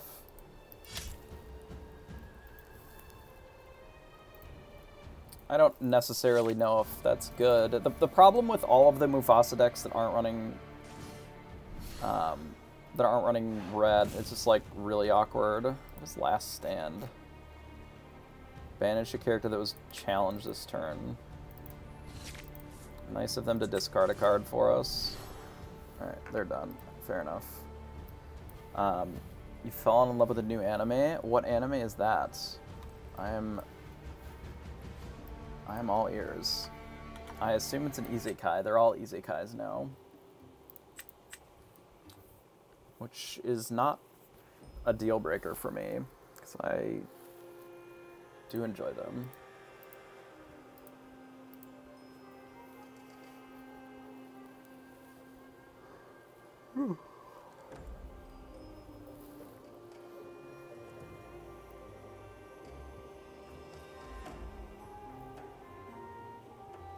could be playing blue-purple ourselves as well. But I've wanted to test this because I might play this weekend. But we have a lot of stinkers in our opener. Ooh. I assume it's on Crunchyroll. Everything's on Crunchyroll now. We'll send these 3.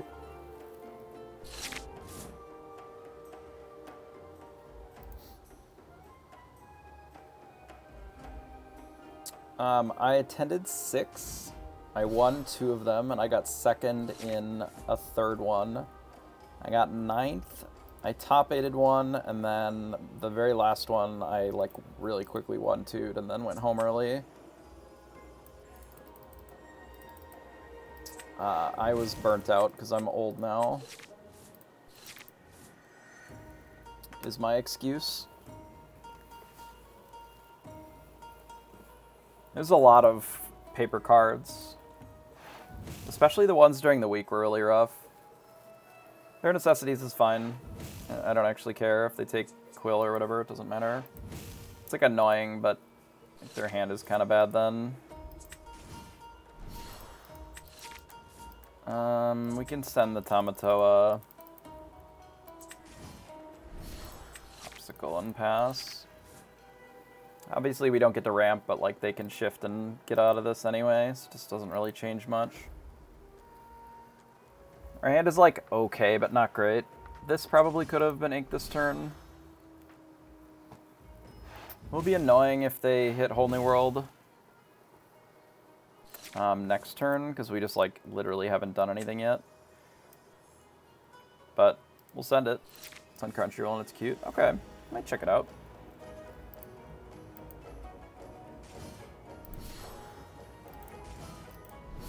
So they shift the Robin, and then they're gonna sing Whole New World. No, they're gonna let the Storm Rage on. Sure. That is okay.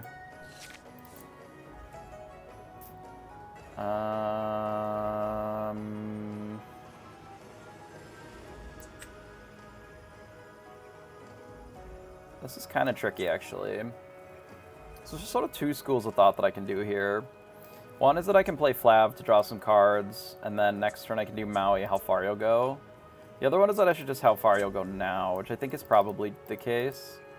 And then I can Medusa the Robin, which is probably better.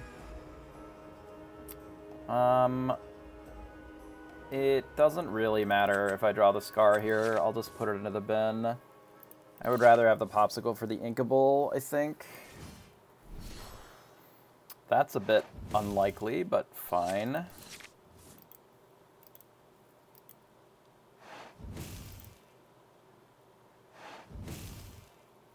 So we'll get to play Medusa and kill the Robin, which is going to be helpful. I guess we don't really need the Maui, given that we have the Scar. So we'll do this, we'll just take out the Robin, and then if all of this is tapped, we can just, like, fucking send it all to the Shadow Realm with Scar.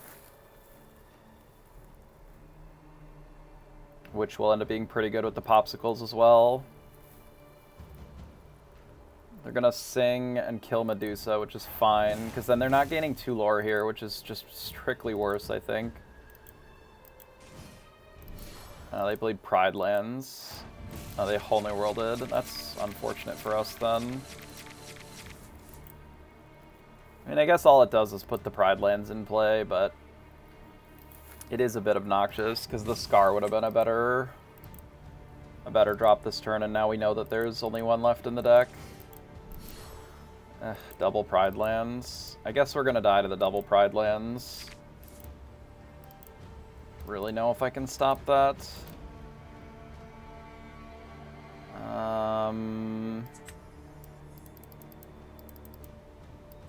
Maybe I can race with double Bell. Like, let's imagine they go to 11, they like dump out their hand, we B-prep again.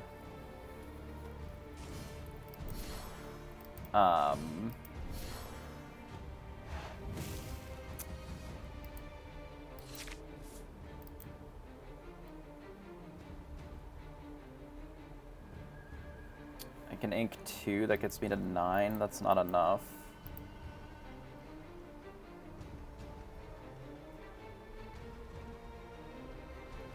I guess it's send the Fishbone Quill.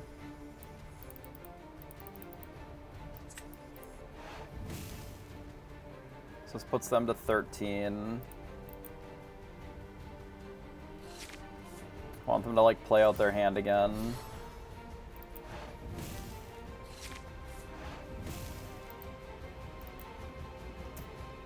You dump a grab your swords. That's fine. Play another thing. No, yes, no. 16. Okay, so they play another Rapunzel. That's fine. Nice. Okay, so that's good. So they opted to overcommit. That is great for us. So I have to not have any draw then, which is pretty awkward.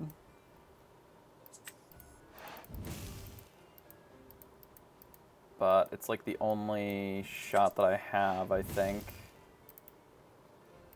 This puts us at 15. Chernabog. I guess we're going to lose to the Chernabog that they ripped off the top.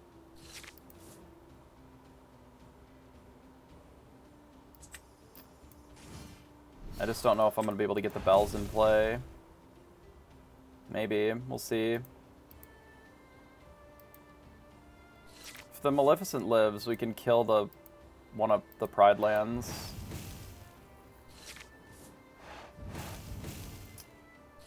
Which would be good. Can do this. And then just drop like double bell here. Heal this and pass.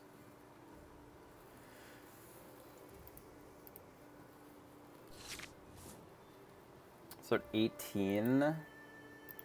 This is Whole New World almost certainly. Surprised I didn't cast it last turn. Ariel. Okay.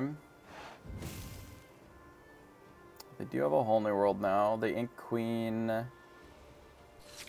that's fine. So we can kill this. I know that they have a Whole New World, so I guess the dragon is better than the Medusa here. Maybe we play the Quill and the Medusa and keep the dragon? No, we're just going to play the dragon. And then go up to 10. And then pass.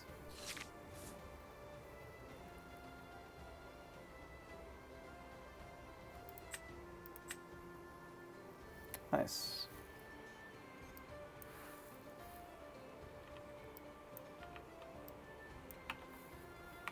A tough matchup for where their draw was, but the dragons ripped it out and did fine.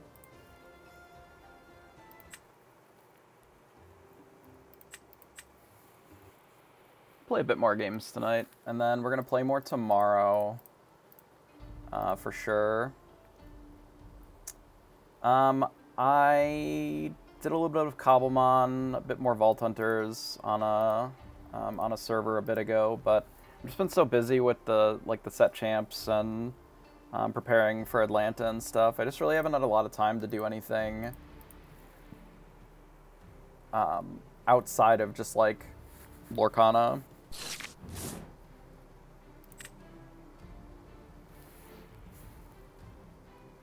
I go second, which is a bit awkward. We'll send the Be Prepared. We'll keep the Quill. I think this is fine.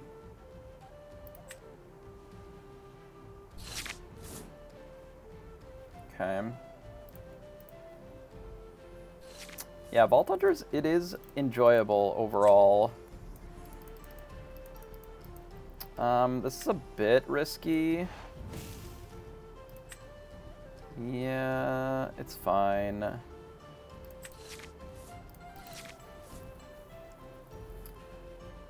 I think it depends on their draw. Like, if they're able to full send aggro, then this deck can do pretty well into this, especially on the play. But they didn't really play a 1-drop, and they haven't really played a 2-drop either, so... Like, I mean, they played a Kuzco, but this is just not a very fast draw, especially into all these Medusas. So Medusa's generally pretty good in this matchup. I'd like to keep this Maui if we can, because it's good against Castle if they run out one in a couple of turns, but we do have answers to Mini and the Castle just with our Medusas alone. We are going to have to send the Maui because we didn't draw... we didn't draw an answer. I would like to keep some of these how far you'll go, or how far I'll go. But I think I can get rid of one with the Quill.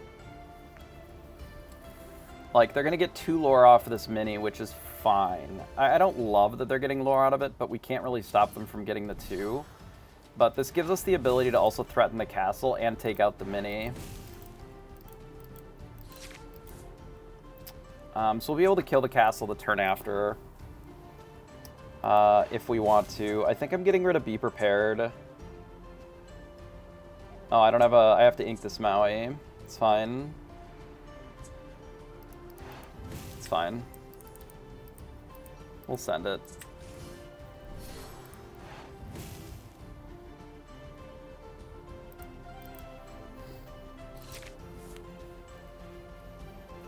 I don't love it, but it is what it is. I would have liked to have kept it, but we can find another answer to the Castle. The Shield of Virtue would be a good draw here, because we can just take out the Castle right away.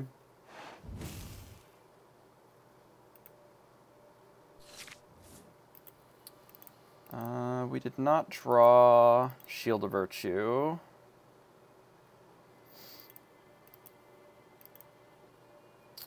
We could just kill both of them. Which I think is probably better than letting them draw.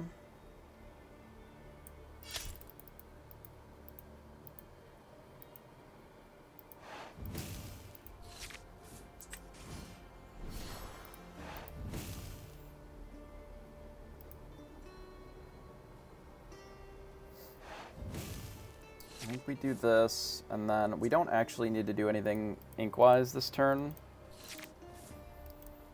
Ideally, they don't kill the Medusas so that we can take out the Castle here, but this is a bit of an awkward draw. Having to ink both of the Mauis has been a bit costly here. A shield, again, would still be a good draw, because it lets us take out the Queen's Castle. We found a bell. So I'm going to cast this and not sing it. Okay, we'll grab the Scar. And I'll just hit the Castle. I'm surprised they didn't ink and put the Maui in. It's a bit surprising. Let's do this. So we are going to be able to use the Scar to take out the Castle at least, which is nice. It's not perfect, but it is what it is.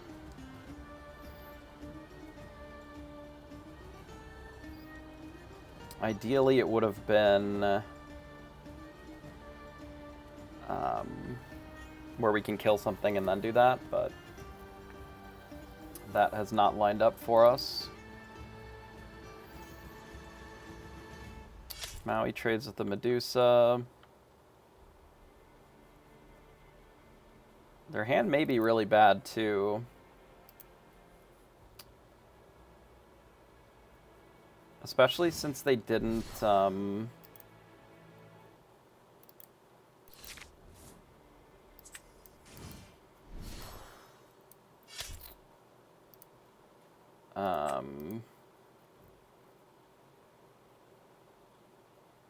they didn't use the Maui to bash here, or play the other Maui and put them both in the Castle. Probably would have been fine. Guess they wanted to get the goat out.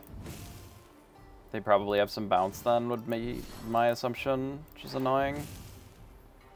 This is going to put them at 15 already, so I guess we're going to lose this one probably. Don't really see how we're going to be able to race. Maybe with the bell. They didn't replay the goat. Interesting. Okay. Let's do this. We'll draw a popsicle.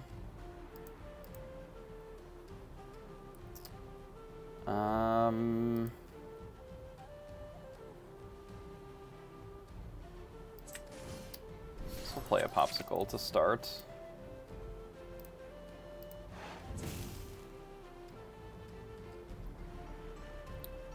I am debating just killing this snake.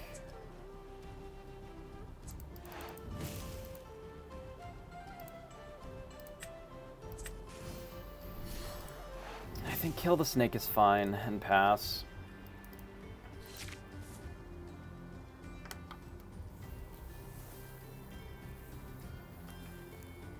Like, I would like to get this crab down, or this bell, or both, but I don't really have more items to work with, which is the problem.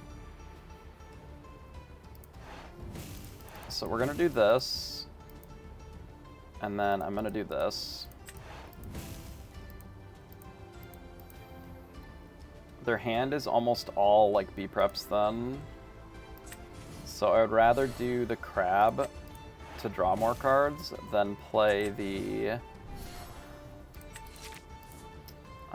other stuff, I think. We don't actually need to ink this yet, because if they rip an ink that's not the goat and they want to B prep, then we want a bell as a follow-up, potentially. They also have, they just have so many other cards, so they had to B prep, that's fine. So they still have the goat. We'll flab and draw some cards. A dragon and a manor.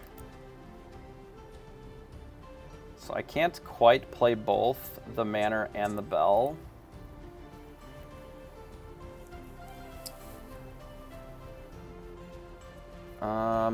So I'm thinking that I would rather play the manor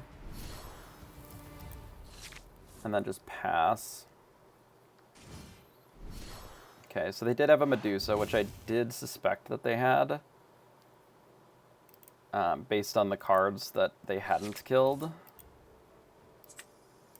But this makes our dragons more viable.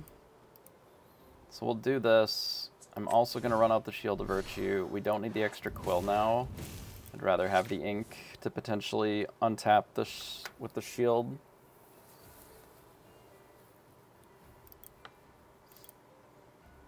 But we do have a reasonably fast clock now.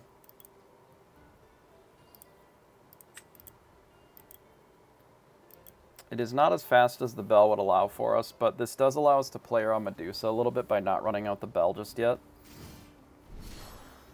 So they play their goat finally, and a Rafiki, and a pin.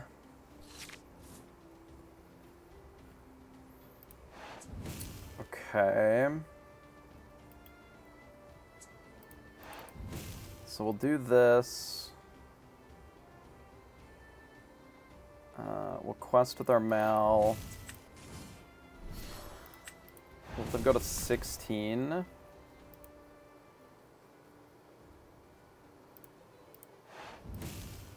Untap this and pass.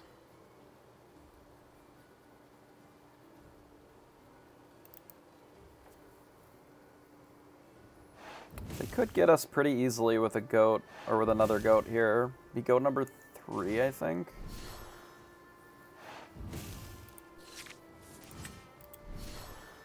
They just have another goat. So we need a dime. No, a dime is not good enough. Dang, they got me. That's too bad. Because Bell Dime is 13. Is that 3 goats? No, I guess they bounce the 1 goat to their hand. Maybe I should have just played out the bell sooner to try and race faster. I don't know if there was really a turn where I had the luxury of playing it, though, because I basically had to dragon every turn. Alright, well, they got me. Unfortunate. Fucking Goat is just like the most obnoxious card I've ever seen. Still obnoxious. It was more the castle that got us, because we weren't able to use our Mauis to actually fight the castle at all.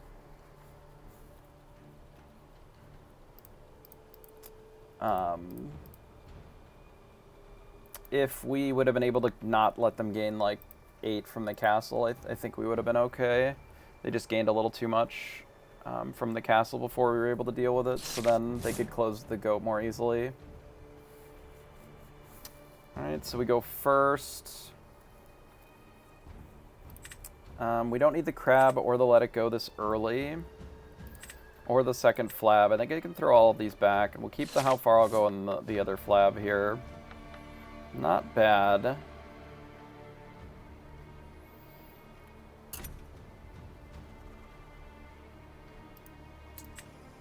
I'm thinking I should DYB first.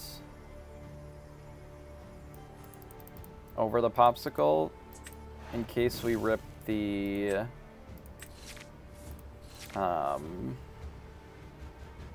one jump off the top 2. But if we don't, it's fine. If we need to Fishbone Quill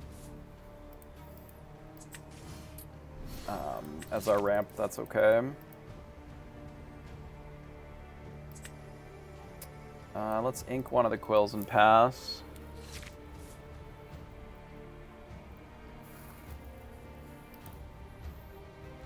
Okay, they ink a crab of their own, and they did get the one jump ahead, which is very strong. A bit unfortunate that we have to ink one of our flavs, but it'll probably be okay. If they Judy here, it's a little annoying, but we can deal. I would be more concerned if we weren't able to use our flav, kind of than anything else. See if they ink again. Ink a dragon, sure. Alright, play Flaversham, draw 2. Medusa and a Develop Your Brain. Well, I would like to ink that, and I would like to ink a Medusa.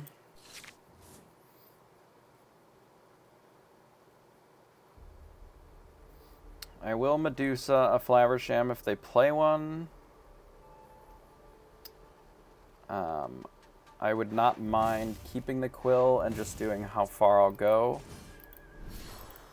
But if our flav is dead, we'll just how far I'll go, it's fine.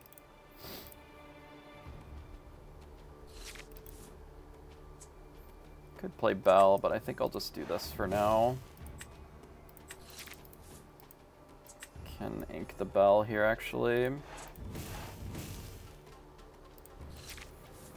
If we inked one of our uninkables, we could have played Flab this turn, but I didn't really think I needed to play Flab this turn, so I wasn't too worried about it.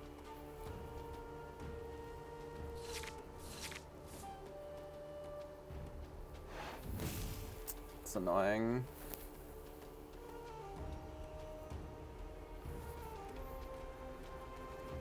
Our opponent is a bit ahead of us on cards.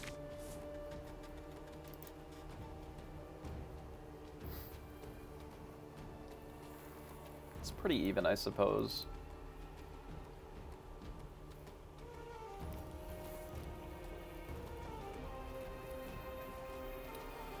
I'm probably going to have to leave the Medusa in play and just play our own Medusa instead of doing Scar. I don't think it makes sense to be prepared this board. And I don't think it makes sense to Tamatoa this turn. I think I'm just going to do this and pass.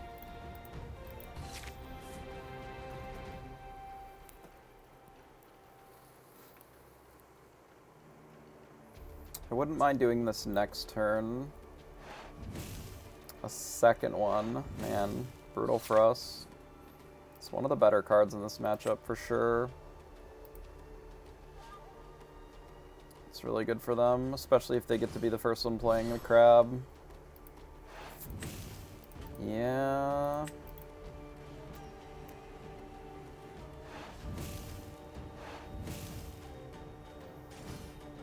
This is the one jump ahead advantage, I think.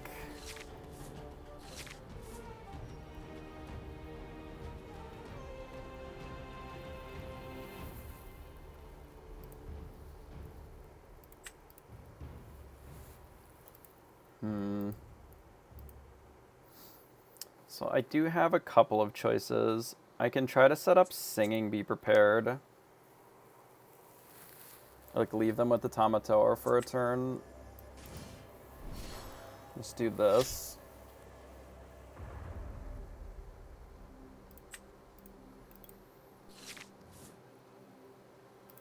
Yeah, how far I'll go drawing 2 cards is just so nice. Okay, so they opted to play the Lucky Dime and just gain their 8, which is fine. They may not even quest with the Tamatoa. They might just gain their whatever chunk of lore and then be done. Okay, so they decide to draw with the Popsicle. It's fine.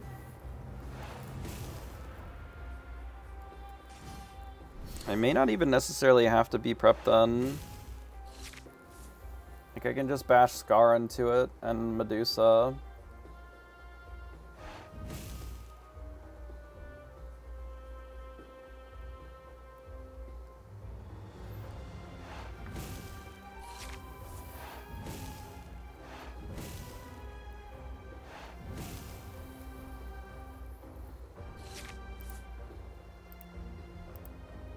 Yeah, I can just bash Scar Medusa into it and then play these 2.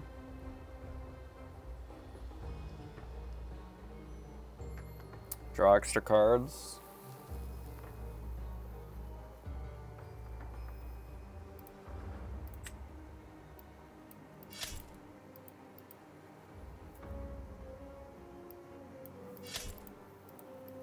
I really want to use this Fishbone Quill, but I don't think that I can afford to.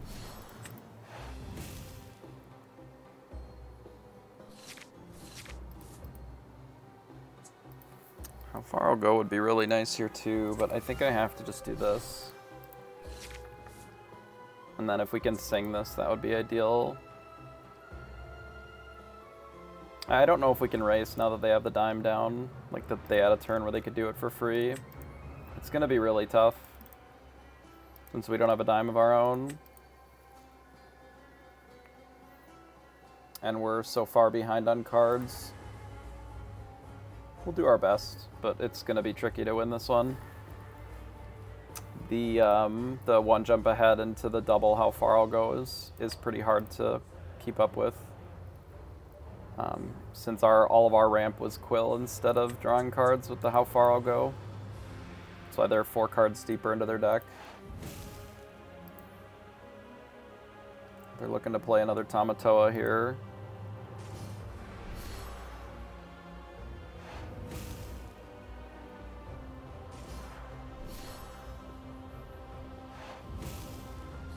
Do this, and then they'll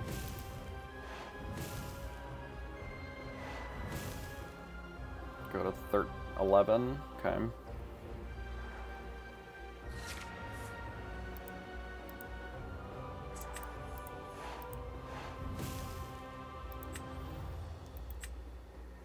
Those are so useless.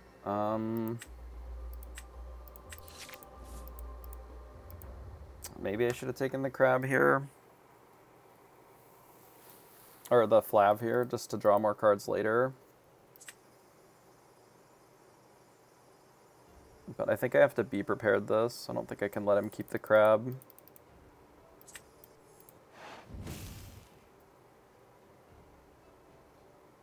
Dragon was what I was kind of looking for there.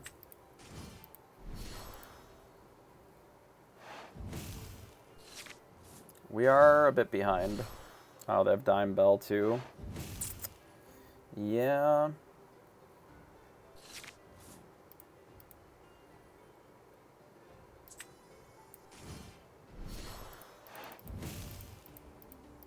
Kill this. We'll do this.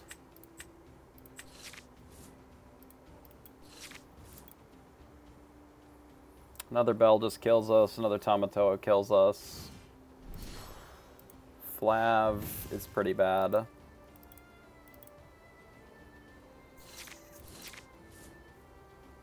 Yeah, we're dead.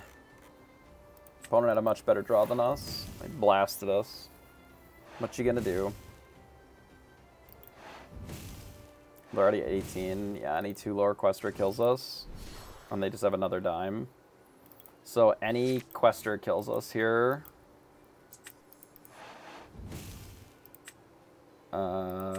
We can't kill them both. So I guess we perish. Alright, fair enough.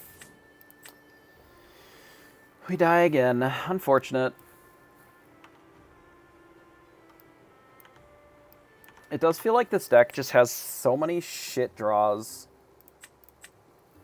Like, and maybe I just need to be mulliganing more aggressively to try and get, like, the optimal openers, but it feels like you can really just brick off when you have 20 uninkables or whatever. I don't think this mirror is that bad. We do have cards that are good in the mirror a lot of times, but obviously we didn't draw them in that spot. It's unfortunate. If we lose again, we're probably going to shift off of this deck for a little bit. Play something else. We can send the Crab and a Quill back and a Bell. It's like 21 uninkables in this deck. It's like a ridiculous amount of uninkables. Because 4 of them are how far I'll go, 4 of them are 1 jump ahead, and then there's 4 Fishbone Quills, so like a lot of your deck is just able to be ink a lot. On the draw again, which is really unfortunate. Ideally they don't Ursula here. They never don't have it, I suppose. I guess we lose then. It's neato. I don't even know if I cast this, I guess. Can I afford to play Scar over the Medusa? I don't think I can.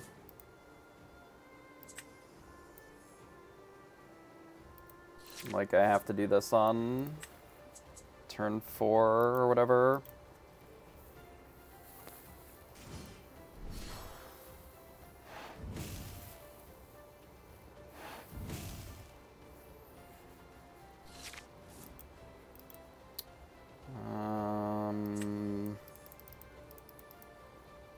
Guess we do this. Can I ever use this how far I'll go, or am I just, like, not in the market to be able to use it? So I can't really. I just have to start slamming Medusas, I don't know.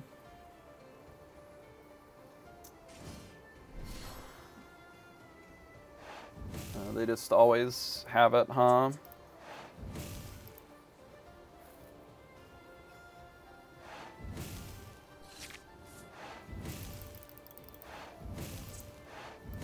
Love being on the draw in this matchup. It's my favorite thing. This deck literally can't beat a steel card to save its life, but whatever. I guess we're just done with blue-red for a while, because we're just getting bullied by, like, bad draws or good draws from our opponent, I guess, because we're losing the die roll. Like, if we're on the play in this game, I'm pretty sure that we can't actually lose, because this would just be dead already. Which is pretty fucked up. I want to draw cards.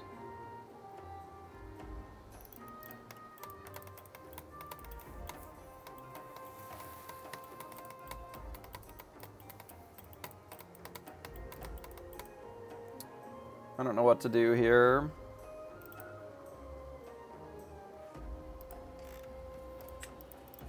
No matter what we pick, we lose to Zeus.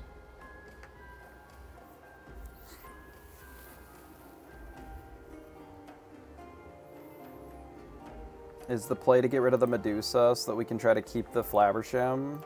Just like we Maui this?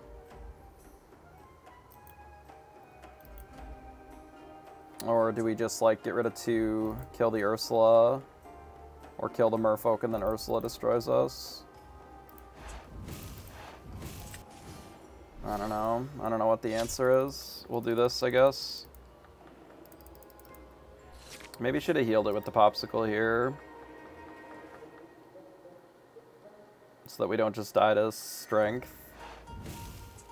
Just have another sudden chill. Perfect. So the answer was just do the other one. Classic. They also have the Zeus, of course. Just gonna move on with my life. You got me. Please let me out. Thank you.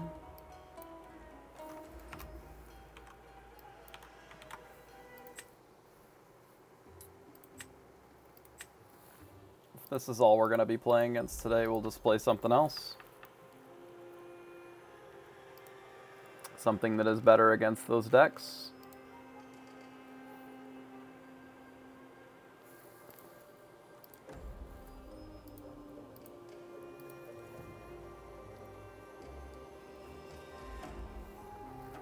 And of course, we immediately run into something else entirely. But I guess that's to be expected.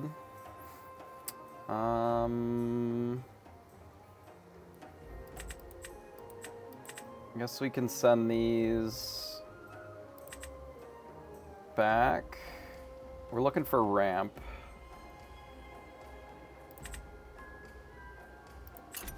We can send back 5 in this deck because this deck is better at mulliganing.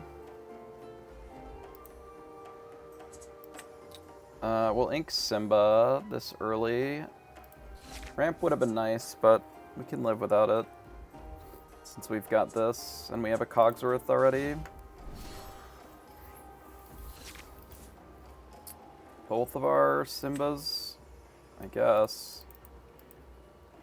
So I will play the Smee. We'll zap this next turn. We don't have to get it this turn.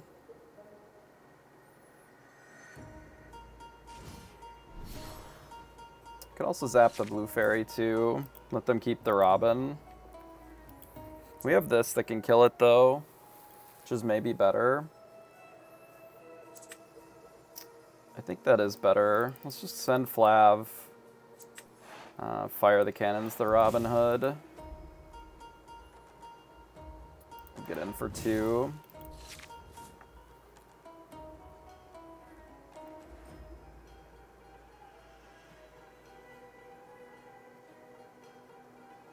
Consider playing Bell next turn, actually.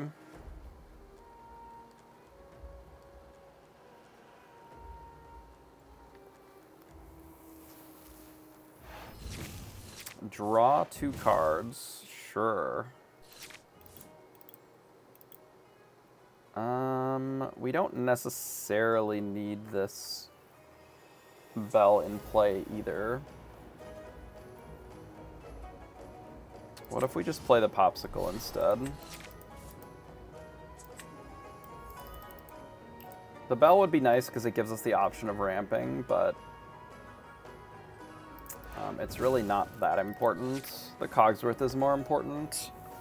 Like Cogsworth into Tinkerbell.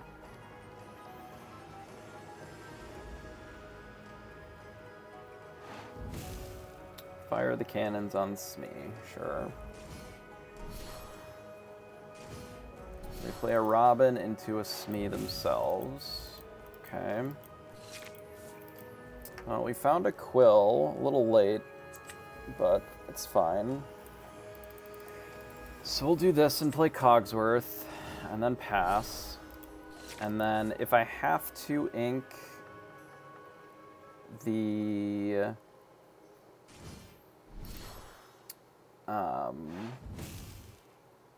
The Quill I will, but I'd like to play the Tinkerbell on my turn.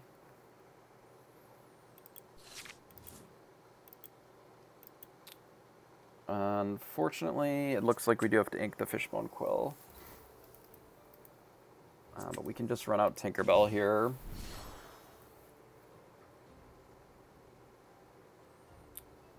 And then if I want, I can kill the Robin here.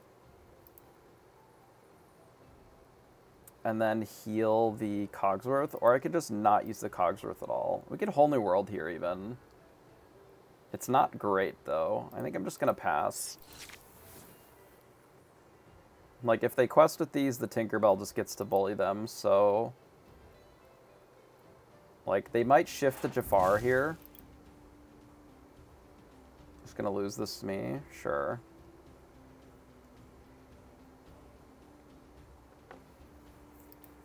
I mean, if they have the Shift Jafar Whole New World line, it is pretty bad for us.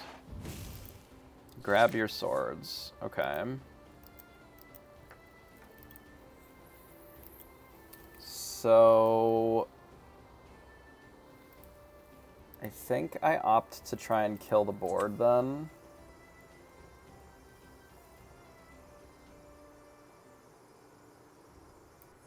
I guess they didn't really do anything. Nah, I think I want to kill the board. Let's do this. Okay, so they did have Whole New World and a Long Game Zeus. So what we want to do is... This is 3 plus this. I guess the Baboom is better. So let's play Cogsworth. Let's heal here.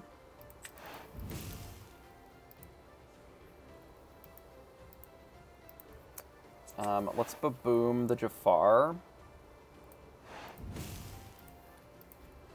And then just pass. And then we'll get the Quill down. We'll, like, send our whole hand, basically, with the Bell in play. Now that we have the double Cogsworth. And as long as they don't have the Jafar going, like, they can't really shift and blast us, so that's fine. The Cogsworths will protect us. Tinkerbell resolves. So we found a lucky dime.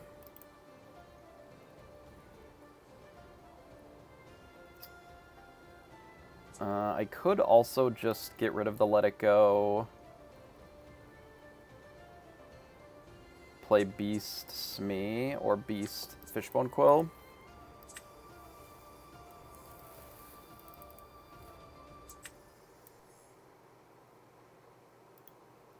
We could also just do this.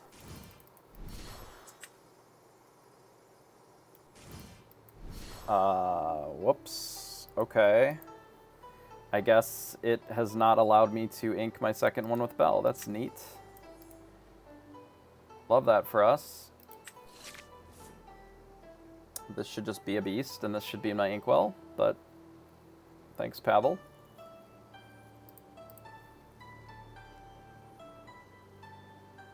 It'll be fine. They are just dead on board if they don't deal with our Bell here, though. Because we untap, we can beast, ink, and then dime. This is 10, 16, dead.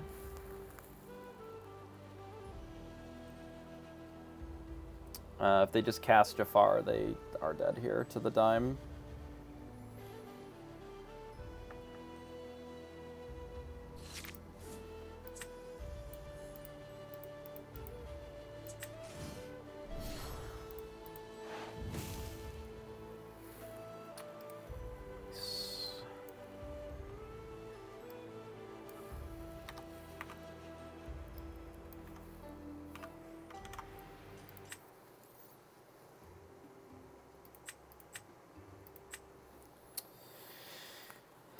Yeah, I don't know. I don't know what I want to play this weekend. Maybe we do just switch back to red purple and just try to like rush our opponents down. Because the blue-red deck just, it is strong, but it feels too inconsistent to me, honestly.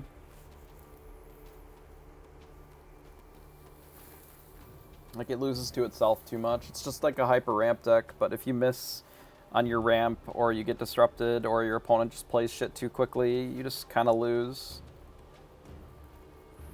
And you can kind of win the games on the draw, technically, like, but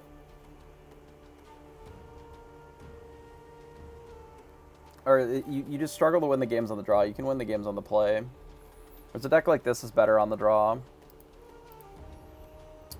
It just doesn't do as well against, say, the blue-red deck. This is a good start, though, if we go first. We did not. Fishbone Quill is good, though. We don't need any of this. We need this later, though.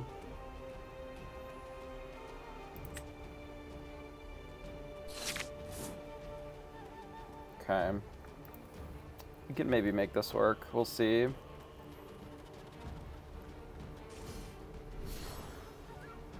Tibbs.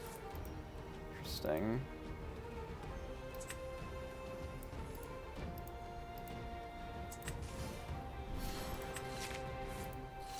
Does make the Smee a little worse.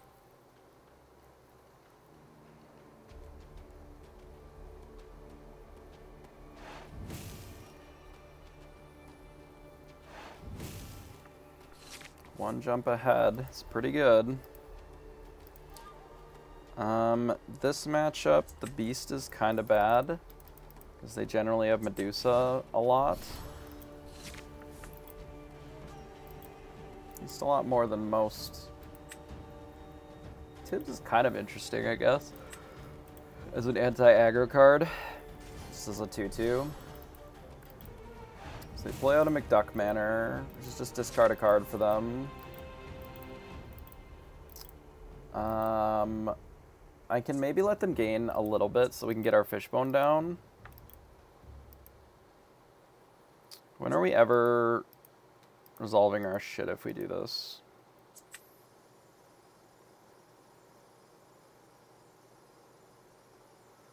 Okay, I think we send the Smee.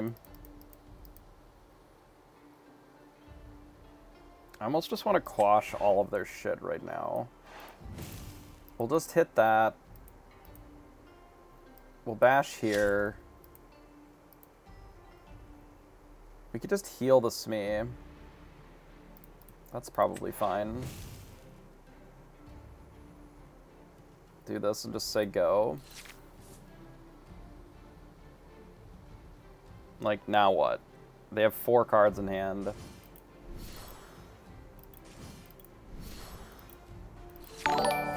They play out a Motunui. I guess we Quill, Ink Flav, Ink Lucky Dime. Punch that and say go. It's like a location deck. Basically what I'm going to do is I'm going to ramp ahead of what they're doing a little bit, and then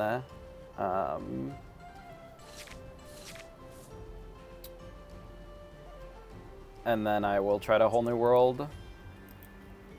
Shouldn't be particularly difficult, given that they don't really have much going on. Do this. We'll play Cogsworth, and then hit here, and then pass.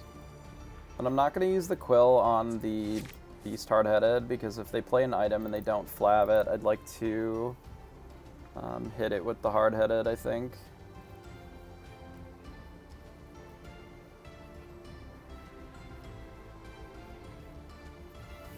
And I can just ink it and then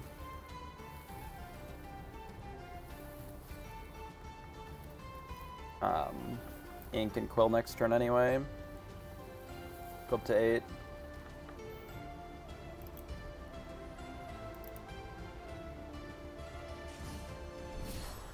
Tala, 1 one jump ahead.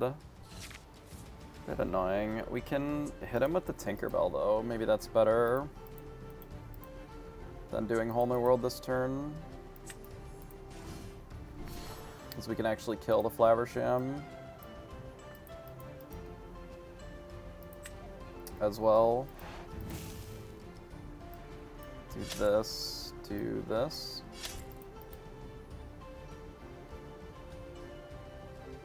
Just pass. I guess this means that they can kill my Cogsworth with a Maui now, which is a little annoying.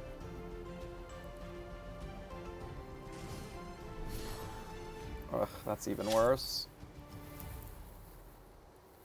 It's actually just worse. They might just leave the Smee and keep the Scar. No, they decided to just kill it, sure.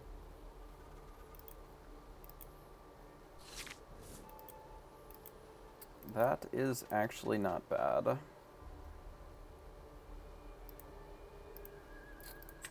I'm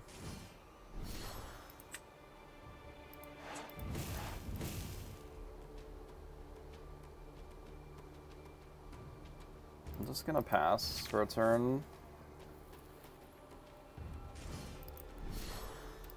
Unfortunately, our hard-headed is gone immediately. Always punished. This is actually fine for us.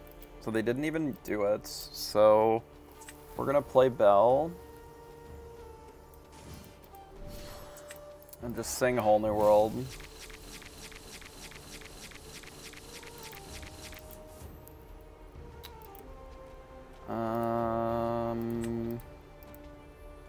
So we can ink a lot of this stuff if we want. We can't kill the Flav, but we could kill the Popsicle if we wanted. I don't really care if they draw 2 more cards, though.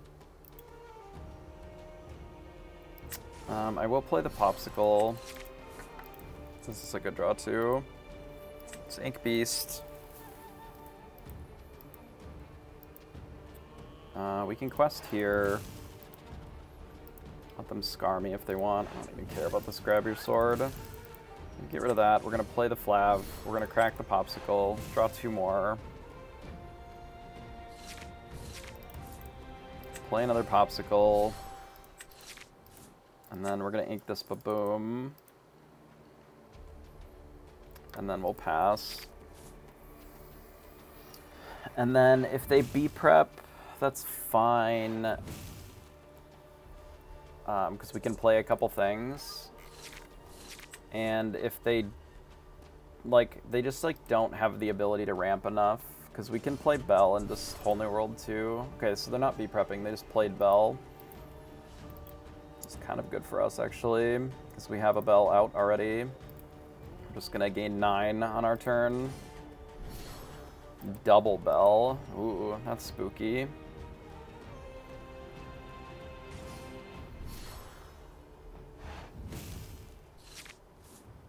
It's really spooky, actually. I can kill one of them. I could kill 2 of them, actually.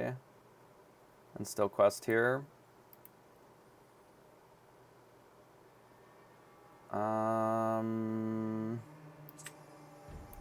Let's ink Smee. Let's go Cogsworth. Let's go Flav here, Mickey here, Tink here.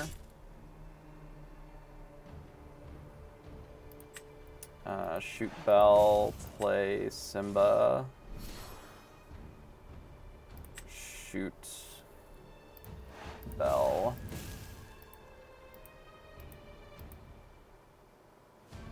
Quest with Bell.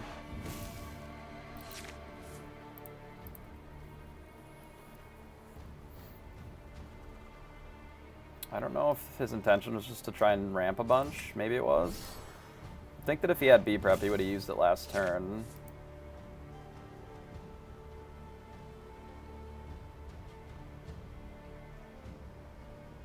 And if he doesn't, he's definitely just dead here, because we Whole New World into a dime. We only have 1 dime left, though, because we inked one. But we do have extra flav draws. I mean, they have 9. They can kill one of our cards too, but if this bell is tapped, like... Jesus, they just play crab straight up. Okay. Full-on race, I guess. I mean, we're just gonna Whole New World it away.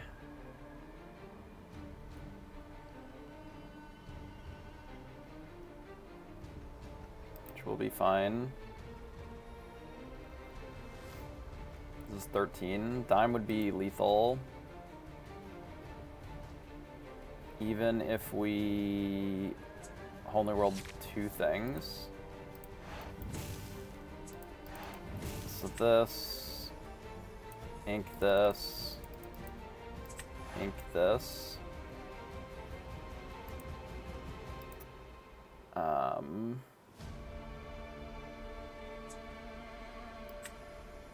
We can do this first, I suppose.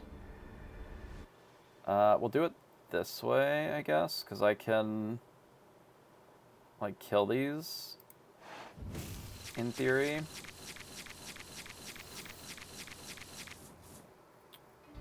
I can't actually kill this Tamatoa, but I did get rid of one of the dimes, so maybe that's fine.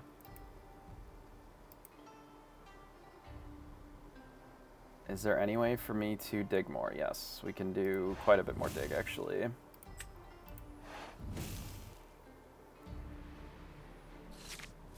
Simba, grab your swords. This is 2, 4, 6, 8. So we can just kill the Tama then.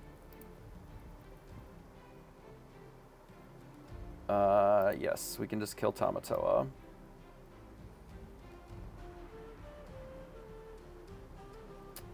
Like this, I suppose.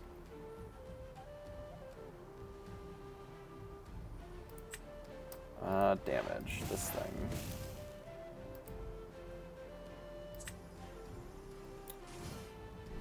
Do this.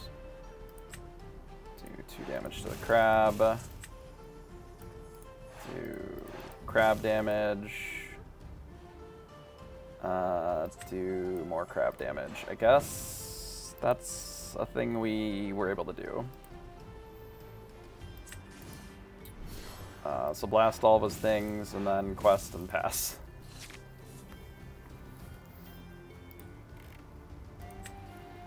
It is possible that they have Be Prepared now, which is fine. We knew that that was an inevitability. But we still have a lot of cards to follow up, which is fine. We can blow up the Fishbone Quill here, develop a couple things.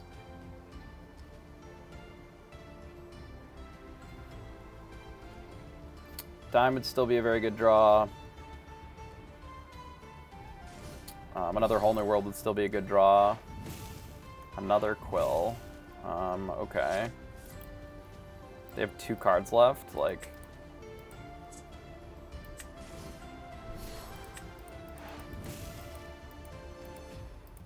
Do this, do double Cogsworth, I guess.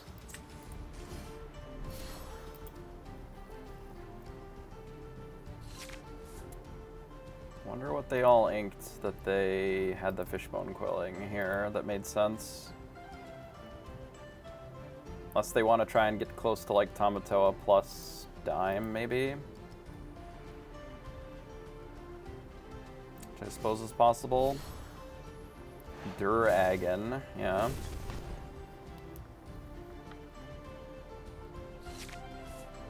So we found a Whole New World. So if we play Bell, rip Dime, the game is just over.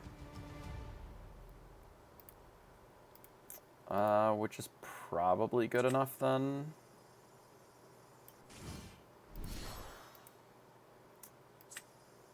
Do this. Do this.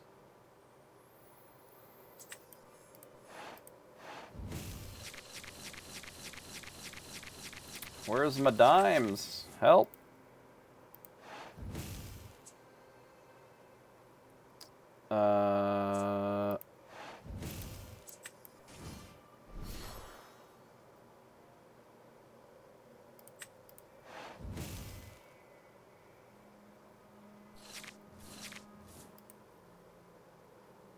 Help. I only got 10 cards left in here. It's fine. We can just do this instead. Let's just kill this thing. We'll quest, and then we'll just play Fishbone Quill and pass.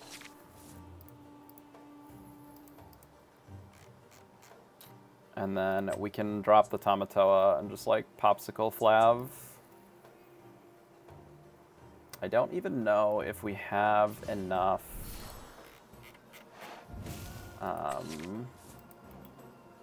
cards to actually win with.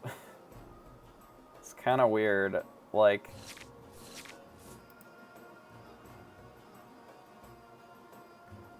we're racing like a weird battle.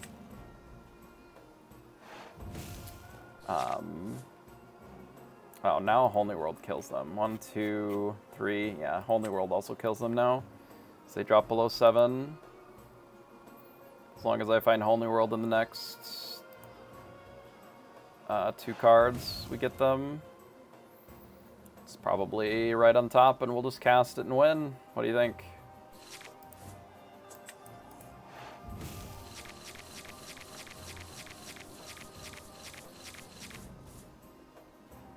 That'll do.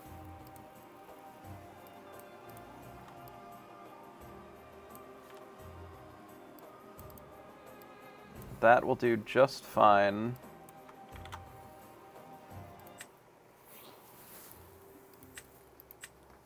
We also could have dug to the dime. That would have won too with the Tamatoa. So they didn't have any cards left. So this is the Mufasa matchup, which Blue-Red is a lot better against. But we'll see if we can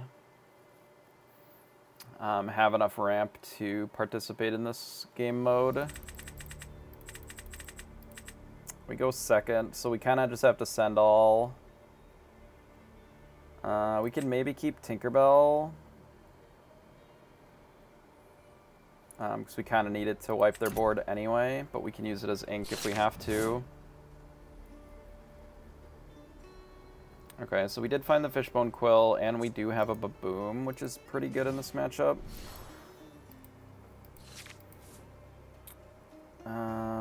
We'll get rid of Belle, play our Popsicle here.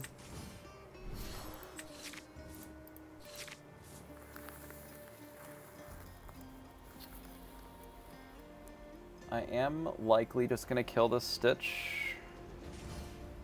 Unless they play a Gothel specifically. I could even play a Smee and keep this for a potential Gothel. I don't hate that.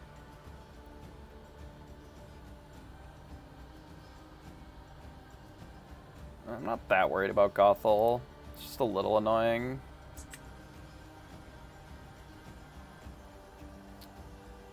We're never playing double Smee in this matchup. I'm just debating if I kill this now. Since they have 2, I think I'm more interested in just playing Smee. Ideally, I'd rather just play the Quill and double ramp, but I'm just going to take the Quill then. Let's see. Not much I can do about it. Though they could take Baboom if they want to play Gothel too. Unfortunate losing our ramp. But they could have done this last turn too, so assume that they're writing it all down if they're taking this long, or taking a screenshot or whatever.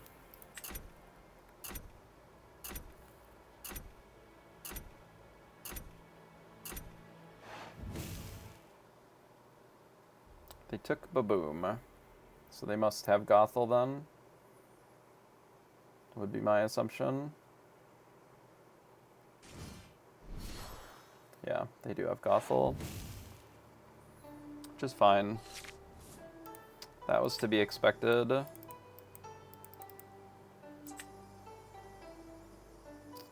We'll do this. Ink Beast will hit the Stitch.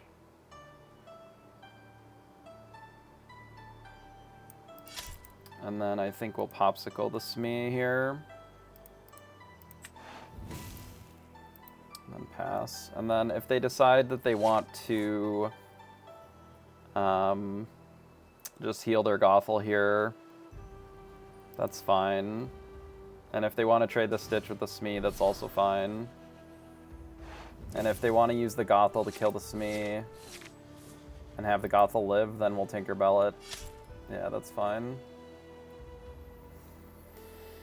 I don't know why they did that. That's kind of loose to me, but...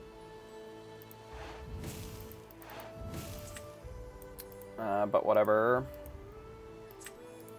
Like, they knew that we had the Tinkerbell here, now they just lose all of their guys for free. It's much worse for us if they trade the Stitch. So now they can't even tap the Rapunzel. Oh, they had a Rockstar, I see. They play Mufasa.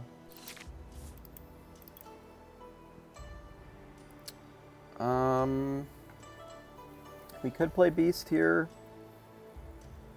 I feel like it's probably better just to sing with Tinkerbell and find something better.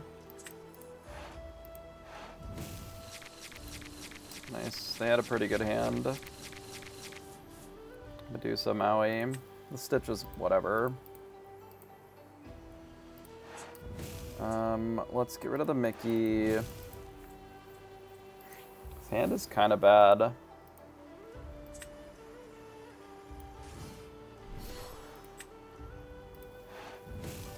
Let's do this.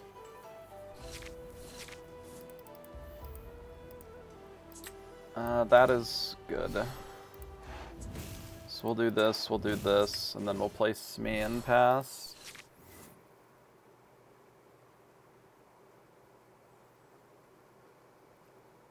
Hopefully this Flav lives, so that we can...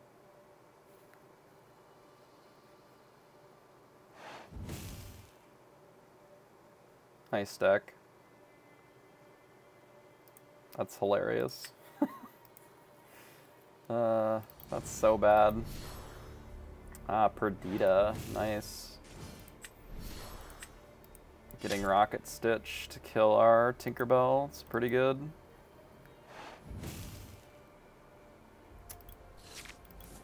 A bit awkward. Perdita's really strong here. We can kill the Rapunzel with the Smee. And the Baboom.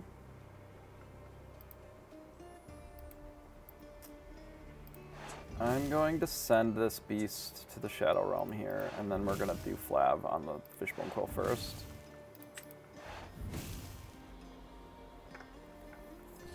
And draw some cards. Ooh, okay. Simba is nice. We can do Simba and Belle. And still kill the Rapunzel. We won't get to play Cogsworth then.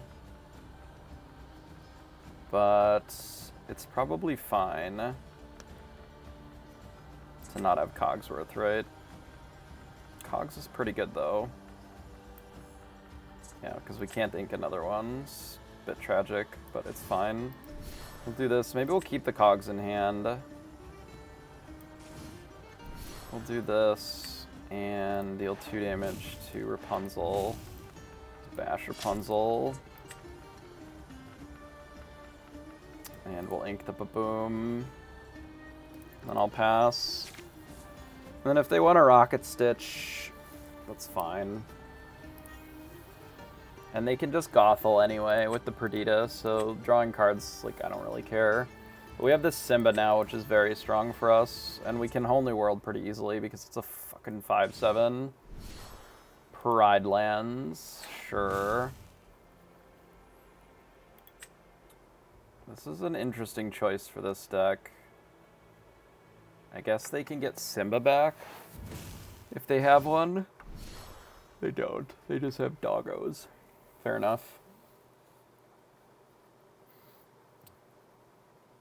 They didn't shift it.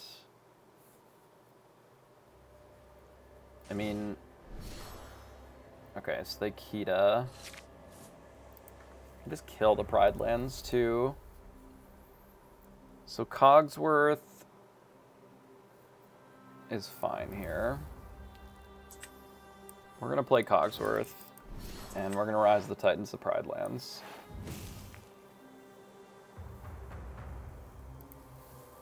And I guess we just battle with the team here. So I don't think Holy Worlding makes sense in this spot. Just do this and say go. We just do this next turn. Kita is an interesting card, I guess, here. So they have not a lot of power. They can quest with Perdita here. Get a Rocket Stitch, I guess. And then deal 2 damage to Bell. And use Kita to finish off Bell, I suppose. Okay, that's fine. That is fine. And then they use that to kill the Smee. Okay. So they have access to 8. And we have access to like 12. Simba is a card that you can have, I suppose. And a Mufasa. So they're going for 7. I guess we can kill the Simba and the Kita with just our Simba.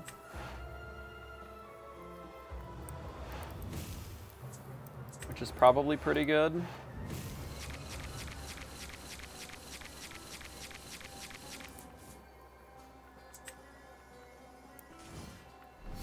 Let's play the Popsicle. So grab your sword. Does that change anything?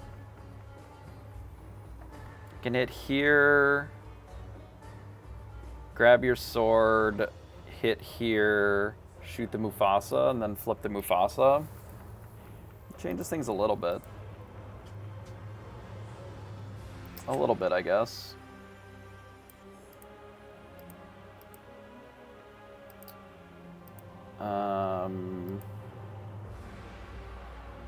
Because then this is better for us.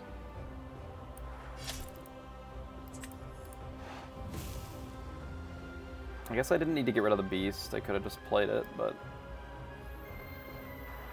I don't know what the other side of this Mufasa is going to be, so this is a little risky, I suppose, but...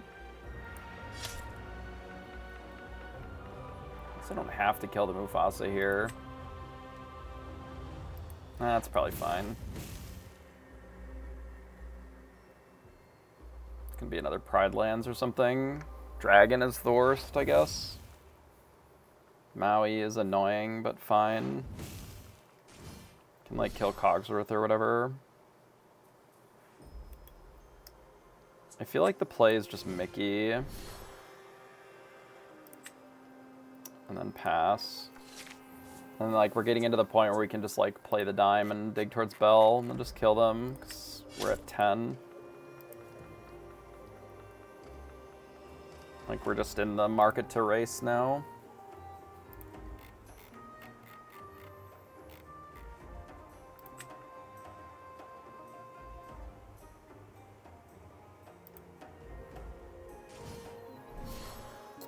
Are they just looking to draw more cards? Sure. Sure.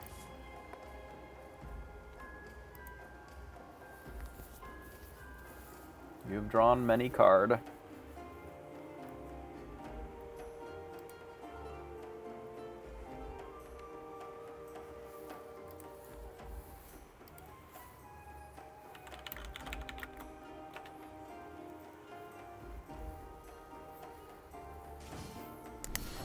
Another Pride Lands. Okay. So We basically just have them dead. If we, like, quest out, play dime, use it again, puts us to 17. And then we just kill them with the crab. It's probably fine, right? We can also Zeus, like, the Rapunzel or whatever.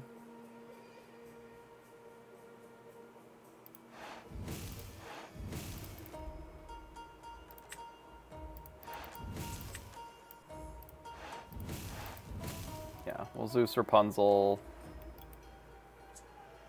They concede. Fair enough. They know that we have nothing, or that they have nothing.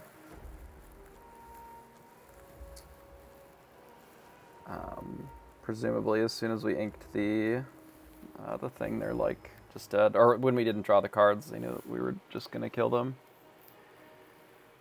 Presumably with a crab or whatever. Overall, not a terrible win rate today. We did climb up about 700 points or so. So we are trying to get through Diamond into Master into Grandmaster this week, into next week. I am going to be playing in the tournament this weekend, which does make the climb a little awkward.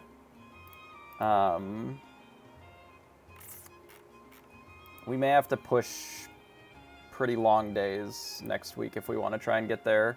Because I believe that that it's 700 per rank here, and then it's like 1,000 per rank in Master. I don't remember if this scales up or not. But this stream was, what, about 3 hours, and we played 18 games. If we go on a pretty sick tear, I think we have a decent chance of just closing out. But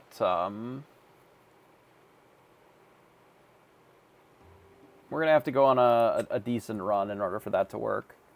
The crab deck is fine. Like, it had a 60% win rate, which is okay. It was losing to the things that I would expect it to lose to, especially on the draw. The mirror is a crapshoot, right? We lose to green-gray and green... mostly just green shit, right? Green-purple, we did win, but I would say that this is not likely. This is an unlikely scenario. Green-gray, they just, double discarded us with Ursula both games, and we didn't hit. We didn't have, like, one jump into draw. We just had an awkward, fishbone start, and then they just discarded our whole hand before we could do anything. So that's, pretty awkward. Steel, like, blue-steel just bullies that matchup, so it's whatever. Orange-purple, terrible for this deck. Like, anybody that's playing orange-purple can beat this just by playing their cards and turning them sideways. Like, it's pretty much a beating. But we did beat all the decks that I would assume that we would beat most of the time. This was a bit of an outlier. They just had a really good draw on our wheel turn up, not a lot, but normally the Steel Song matchup is pretty favorable. But the red-blue, like, we may need more things like McDuck Manor, like less developed, more tech cards for the mirror. I'm surprised that I went down this many Talas. I thought I had more. I thought I had 3 Talas and only 2 develops, so that might need to switch. But yeah, we beat up a lot of the matchups that I would assume that we're going to win, and we lost a lot of the ones that we're going to lose. Pretty polarizing, I think, with this deck, right? The matchups where it's pretty favored, it's quite favored, and the matchups where it's not, it loses. This was a close matchup, a close loss overall. And then the new dime list, this is what I've been playing. This is what I adapted it to after playing it 3 times in paper. I shifted one less hard-headed for another Baboom, just to have more answers on the draw. Like, this deck plays a lot better on the draw than most. This may be what I play, depending upon how much we think that red-purple is, or red-blue is going to see play.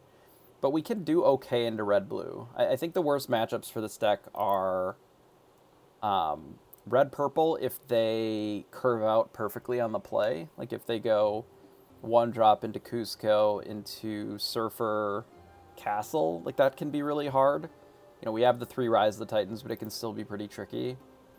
And then I think that the, like, Mufasa style decks, I think can be kind of tough if they're playing the evasive package. Regular Mufasa I don't think is too bad, but the Mufasa with the evasives is really tricky for this deck.